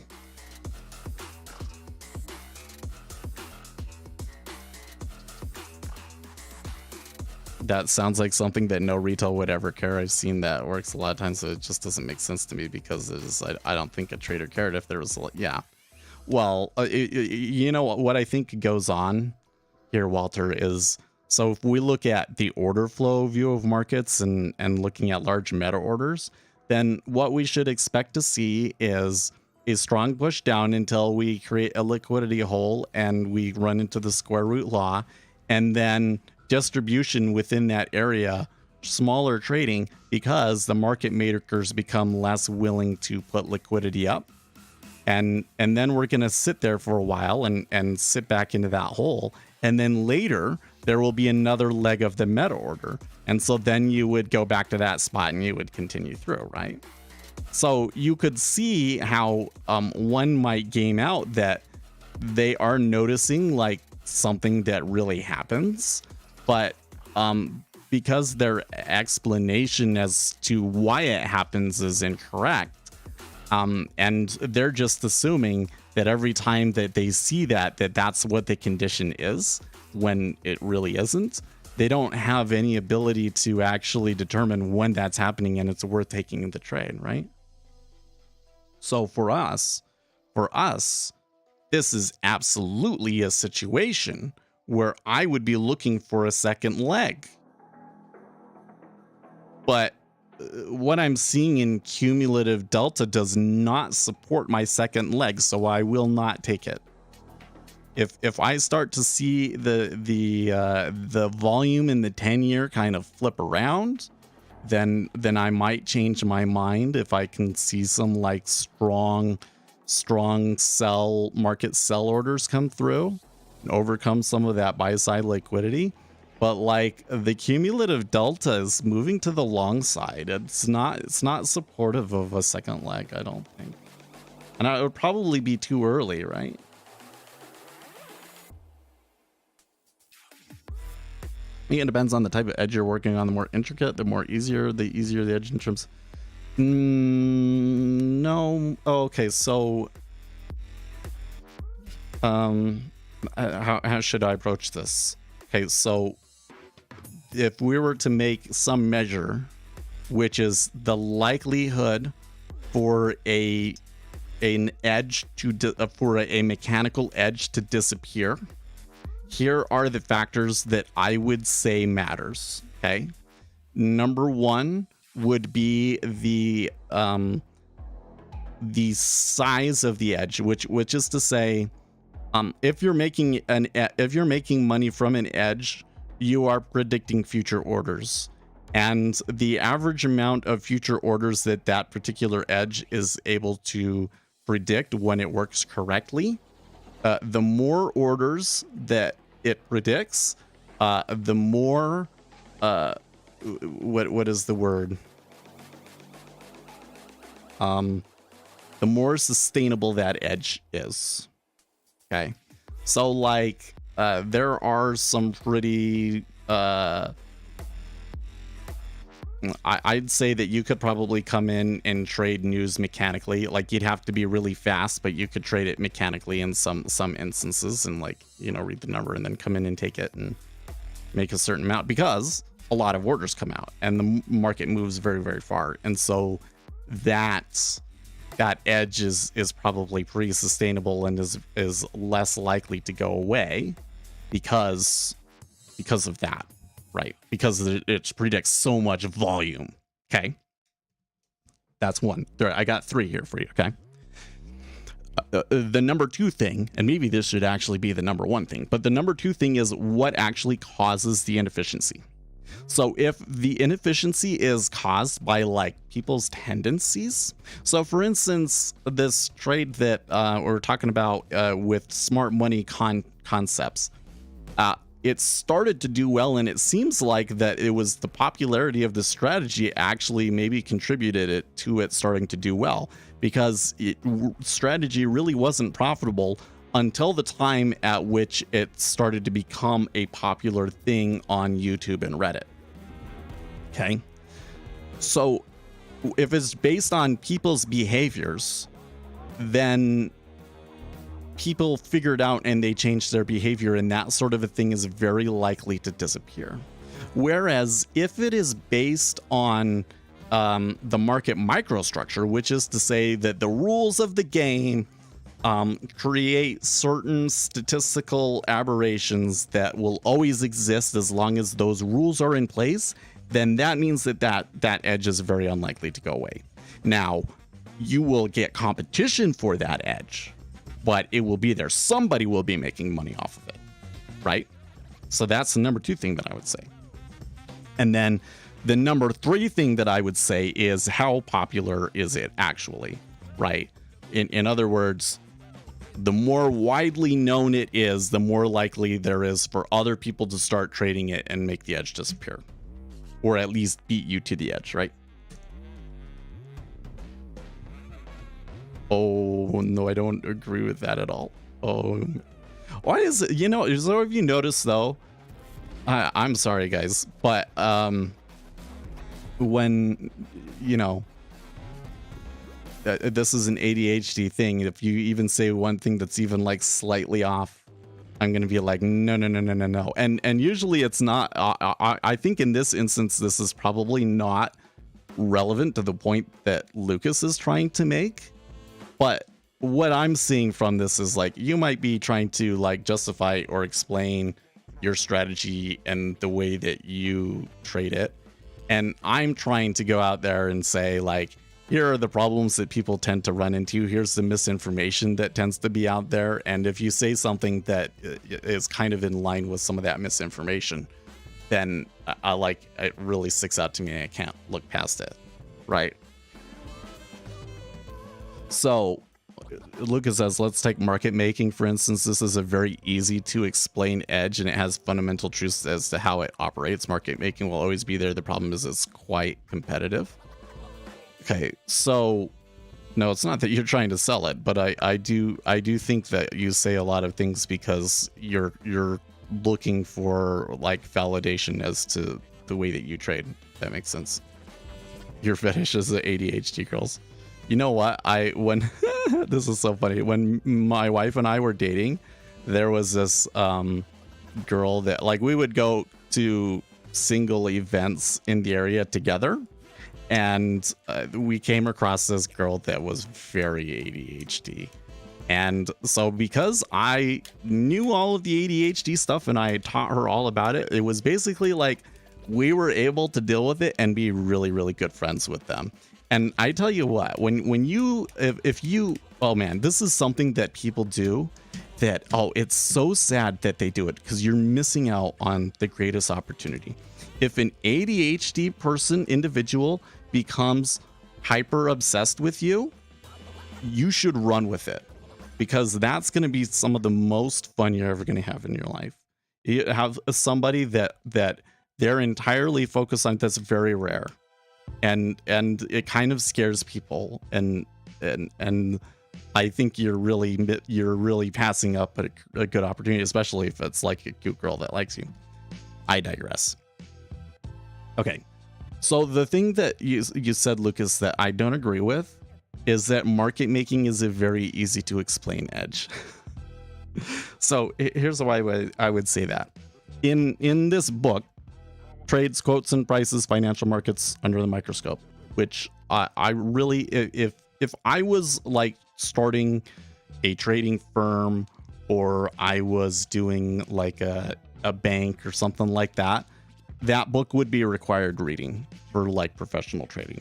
Okay, so I really think you guys should read that book if you have the opportunity to. Okay, and in that book, the idea of market making comes up over and over and over again. And what will happen is they'll say, okay, so here's this model to maybe explain how you're going to make money. So like the first one, well, not the first one, but a really key one that's really early on is the Kyle model, right? So the Kyle model is about somebody out there knows that it's going to be a certain price in the future, and so they're going to buy contracts up until a certain number of contracts to optimize their profit. If you're the market maker, how do you deal with that, right? You don't want to take fills against this person that's going to make money. I'm going to need to make money from the fills over in here, and in order to, not get screwed over if this informed trader that I don't really know, that I don't have that information when they end up being right, or whatever the deal is, right? Okay. And so there's this whole thing about, okay, how you manage your inventory based on that, right? But then they'll come in and they'll do the deeper dive, and they're like, okay, but there's problems with that, right? Like that people adjust their bids and offers based on things like the trends already. So like you can't, on the side of the market that you would much rather get filled on, you're not going to get filled. So in practicality, it's maybe not, you can't just straight up use that, right? And so it keeps going through, and it's not until the very end of the book that they really show you a solid model that is able to, I feel, conclusively explain how market making can be profitable. So it's really interesting. So I think the reality is that real market making in the way that it is done at like a firm with robots and stuff is very, very sophisticated, right? But it's never going to go away. It's not because it's simple and it's based on the comments. It's because the reason it happens is the market microstructure. That's the thing that I would focus in on, is that if it's because of the structure of the market, it can't go away, right? Those rules will always lead to certain mathematical behaviors. And that's what I would say matters more. I mean, honestly, if it was simple and easy to understand, then that just means more competition for you, right? You had a blackout. Are you okay, dude?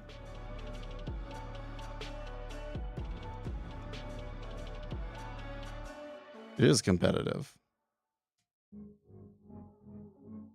I mean, this is the things that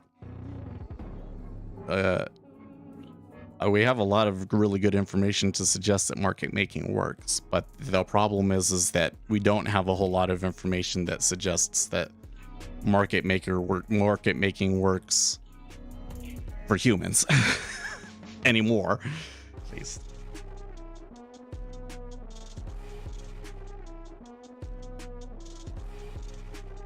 Oh, okay. No. In English, you would call that a blackout, but you said I had a blackout. And so when you said I had a blackout, that I read that is that you blacked out, like you lost consciousness, right? Whereas to differentiate it, I would say something more like we had a blackout, or there's a blackout in my area, right? Yeah. So you didn't say anything syntactically incorrect, or I wouldn't even say like culturally incorrect. It was just, it wasn't specific enough for me to be able to tell which kind of blackout you were talking about. Or maybe that was just like a more indicative of Seth and his approach to the world, that, you know, people black out.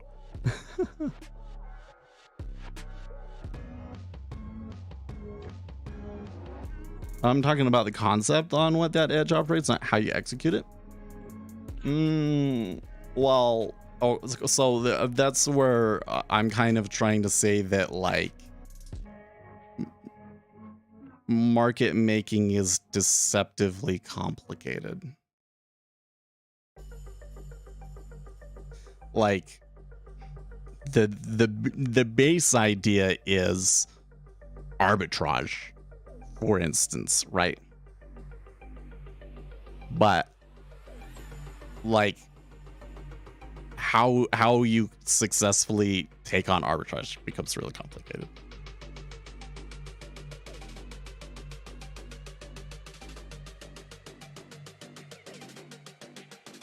Like, you're right in that I can tell somebody most market makers are just doing statistical arbitrage, and they understand what I mean. It's just that what statistical arbitrage is like a really complicated a topic that I honestly don't completely understand, right?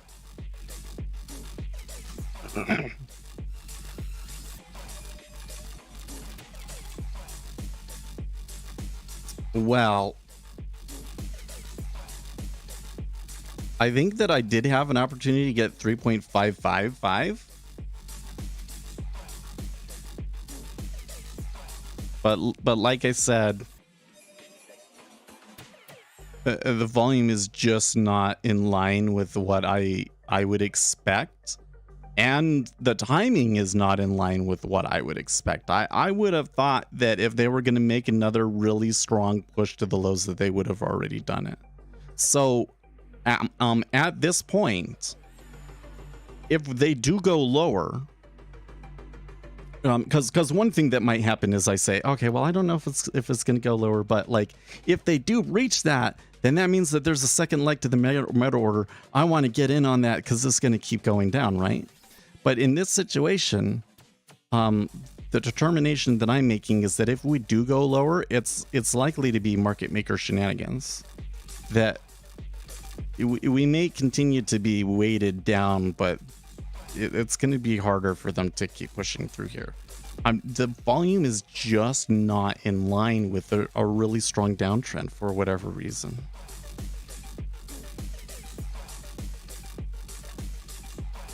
Let's talk about informational edge instead of every other edge in the world that doesn't work. By the time a number hits the market, it takes 10 seconds in which the move is over. Okay, so a lot of news events are like yesterday, where the number comes out and the market moves within a few seconds, and then after that, the best opportunity is gone and there's no point in trying to even touch it, right? That is true. But there are other events like today where, you know, it moved down.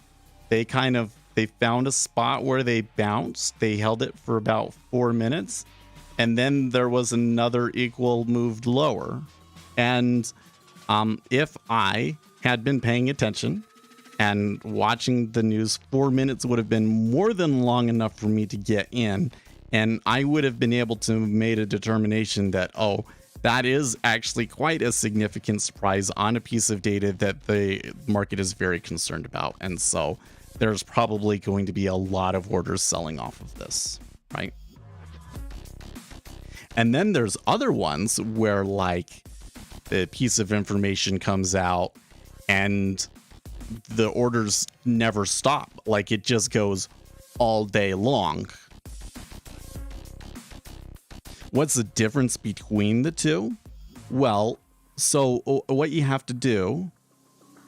So here's the things that I would look at. I have that video about the news where I kind of talk a little bit about this stuff, although that was before I had this framework. So, but I do mention these things. So one of the things is going to be, what was the data point and how different was it from the expectations, and what was the positioning, right?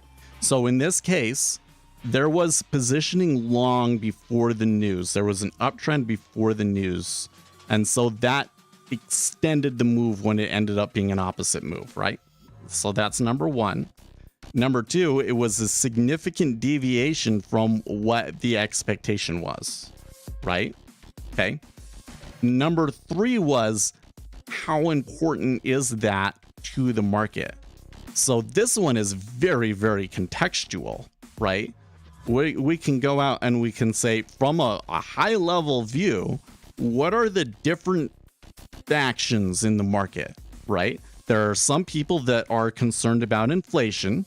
There are some people that are concerned about the debt ceiling coming up. And there are some people that are concerned about how much credit tightened in last month.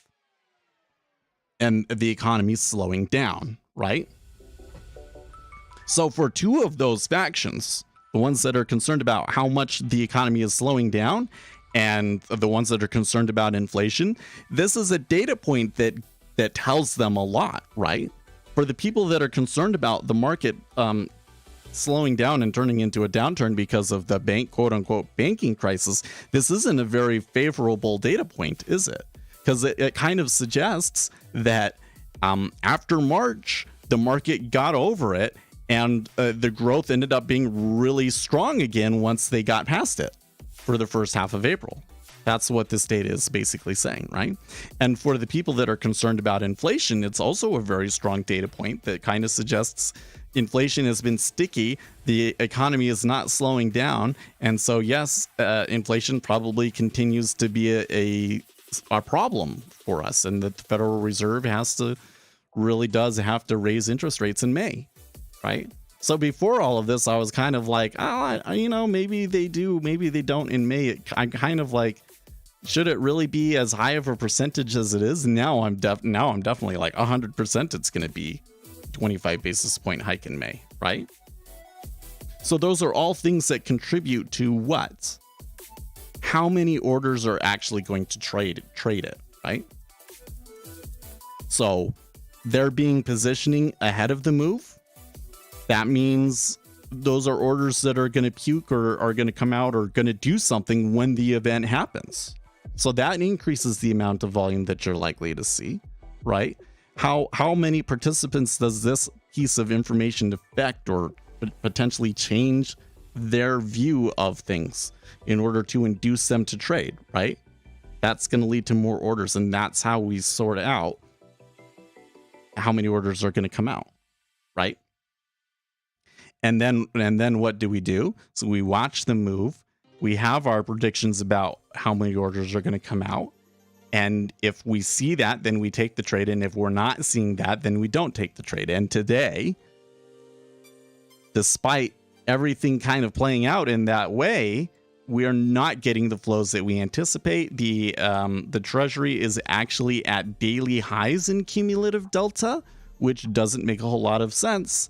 And so, hey, maybe they continue to go lower, like correlations could pull them lower. Who knows? I don't know why it's doing what it's doing, but because the flows are not in line with my expectation, I don't have a trade.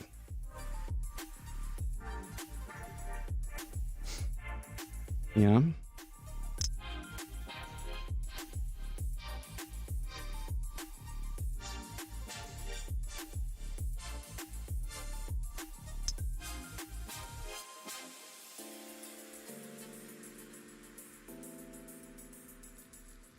I'm still thinking about Lucas's thing that he was saying earlier. I think that depends on the type of edge you are working with. The more intricate the edge, the easier it will go away. The easier the edge is in terms of fundamental truth, the more it will perpetuate. See, I really don't understand your logic on that.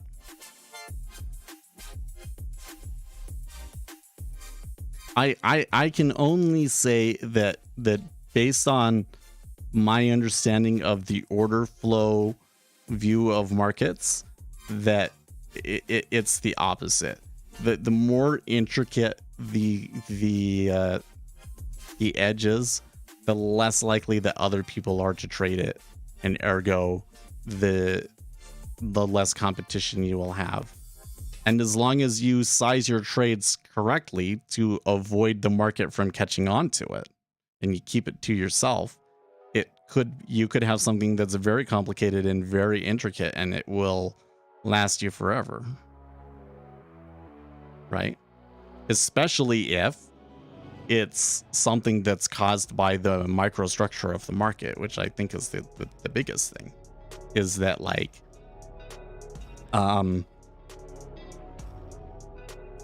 maybe I should push this more. If I'm gonna trade something based on something mechanical or technical, I want the basis of that to be based on the market microstructure and not based on I just found this tendency in the market or people tend to behave this way.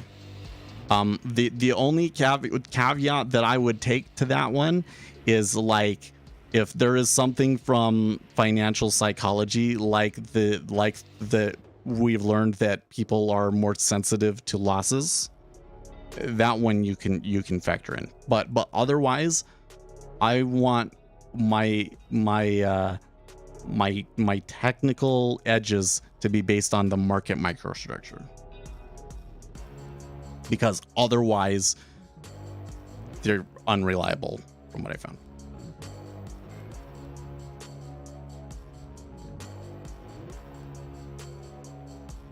Yes, if the prior move to the news event was up, then it should accelerate the news-driven move, not slow it down. That is correct. Like, I mean, the move did slow down, but the initial drive off of that was very, very strong, right? Like, look at this. We moved 16, right? We moved half of a handle, right? That's a pretty big move for the 10-year treasury.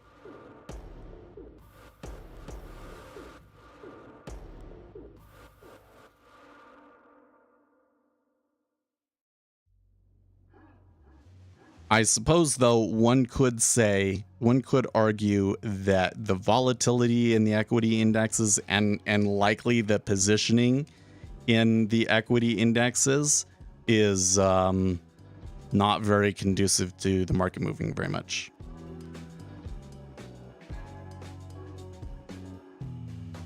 It's about fundamental truth on how the world operates. The easier the explanation, the more solid the law will be.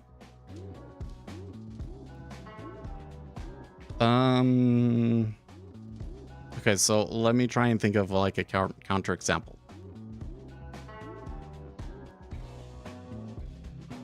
I don't think that the theory of relativity is a very fundamental or easy to explain, and yet it is just as true, right? Like it's just as much a law. So what would so like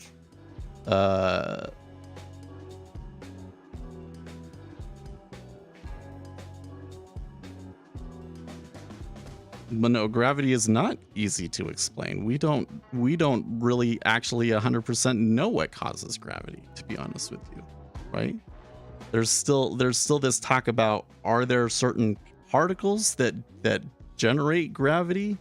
They're interacting with a field, and gravity is not actually like a force that like pulls things together in the way that like magnetism pulls things together, that it's actually the warping of space-time that causes gravity.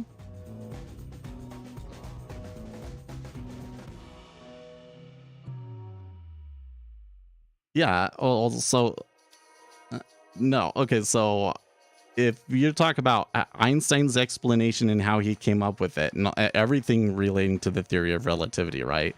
Like, especially the stuff about like you're on a train and you're traveling at the speed of light, but there's a light on the front of the train. Does the light still go out there? And how does that all work? And how do you sort that out, sort of a thing, right? That's a complicated explanation of things. Like the whole thing is that it was like a really unintuitive result that it was very difficult to find, and that he was a really brilliant person to have realized this and figured it out and then be able to prove it. And it's, you know, if you were to look at Einstein's theory of relativity versus Newton's fundamental laws are kind of like, in my opinion, almost like common sense. I mean, maybe that's because we've been raised that way, but I think that people kind of intuitively understood these things about physics, and Newton was just able to quantify it and turn it into formulas that you could use, right? That was Newton's contribution, was the math, right?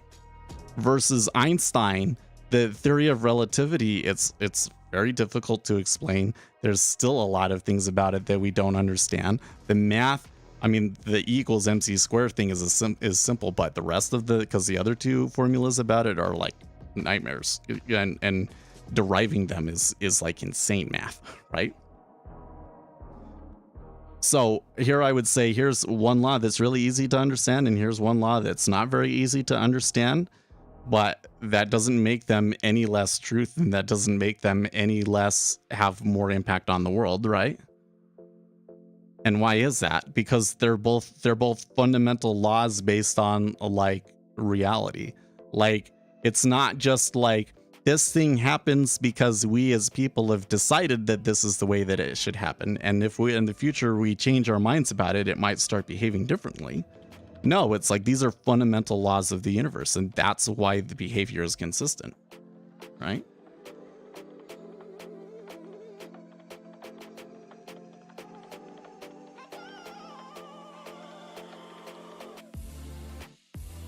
It's not easy to explain, and if it was easy to explain and understand, you would be able to put it in a short YouTube comment.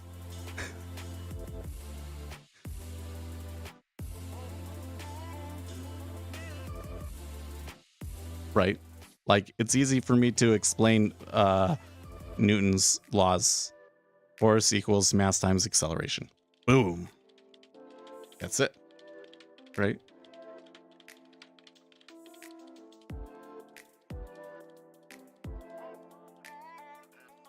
No, I didn't say a short YouTube video. I said a comment. Like I'm saying that if it was so easy to explain, you would have put that explanation in one of your comments. But that would be too big of a comment. Right?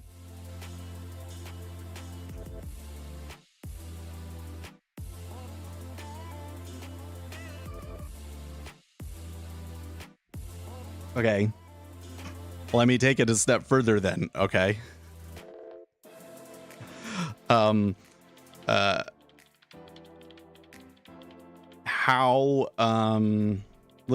Which example should we use? Okay. The true nature of the vacuum of space. Because, you know, there's this whole thing that like the vacuum of space actually spontaneously generates particles. And there's all of this math behind how they, it gets really complicated. Or no, why black holes emit Hawking radiation from them. That's a really complicated thing. These particles are constantly generating all over the place, and sometimes there will be a particle generate right on the edge where one part of it is in the black hole and the other part of it isn't, and so that part of it that isn't gets emitted as Hawking radiation, right? I don't even completely understand it, to be honest with you, right? It is a complicated thing. Like to even understand it, to like even just wrapping your head around a black hole is like, oh my gosh, right?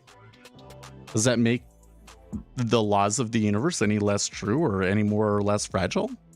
Right? We're talking about things that, regardless of how well you understand it, and regardless of how complicated these laws actually are, they are not any less laws of physics, right? Because these are all things that we're using to describe reality that makes things happen, right? And so these laws will always hold their laws, right?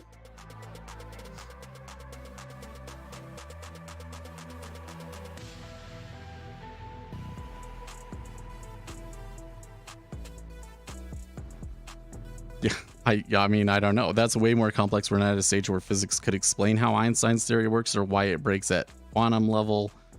Aren't black holes operating within realm? Yeah, there's a lot of stuff that's like, we have ideas or concepts that make sense from a mathematical level, but that we're not able to verify with the physical world. There's a lot of that in theoretical physics, right?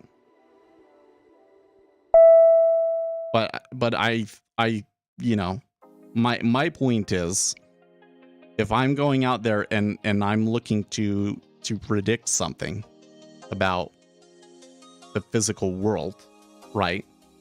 If the explanation that I'm using to predict that thing about the physical world is based on the laws of physics, then I'm going to be able to make very accurate predictions, right?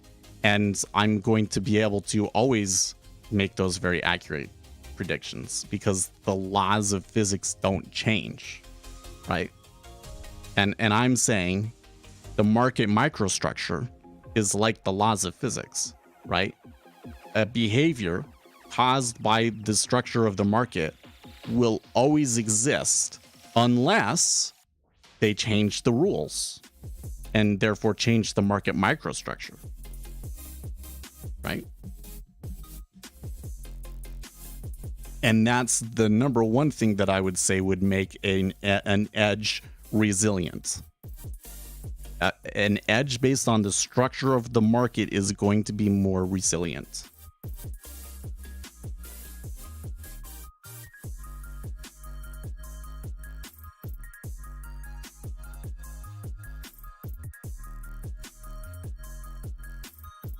And I'm kind of suggesting that edges that aren't based on the structure of the market are like not even worth pursuing.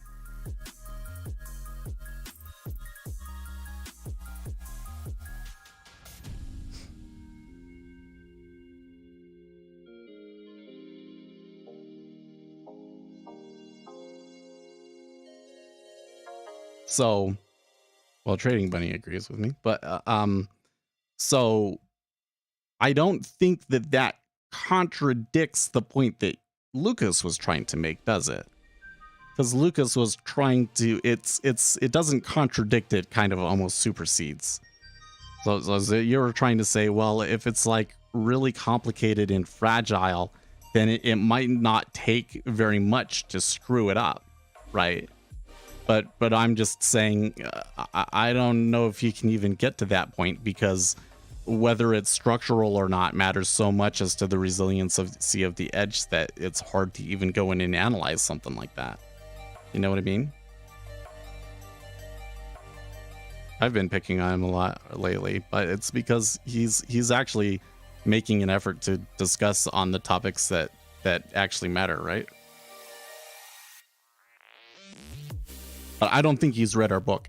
I think you should read the book, man. I think you should go read the book. Here, so here's a different thing, because here's what I'm doing here is I'm sitting here and I'm like, okay, well, here's where I'm at, and here's where I think that Lucas is at. Okay, and I know that a lot of what you know has come from Gary, who I think is really good, especially at the beginning, to learn from. A lot of it has come from like the jigsaw and other stuff that we've learned about order flow, right?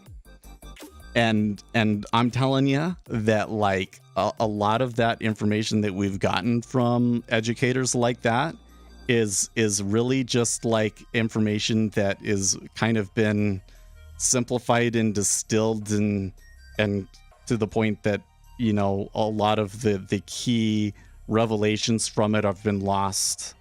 And to be honest with you, it seems to me like this is something that Gary never got to.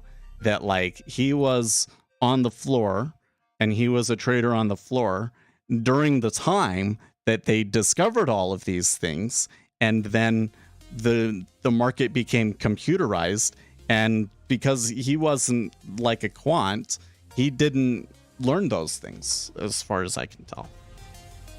But once you know these things, they can kind of explain a lot of the stuff that some of these educators would teach but couldn't really prove, but they just kind of felt like they knew it intuitively, you know?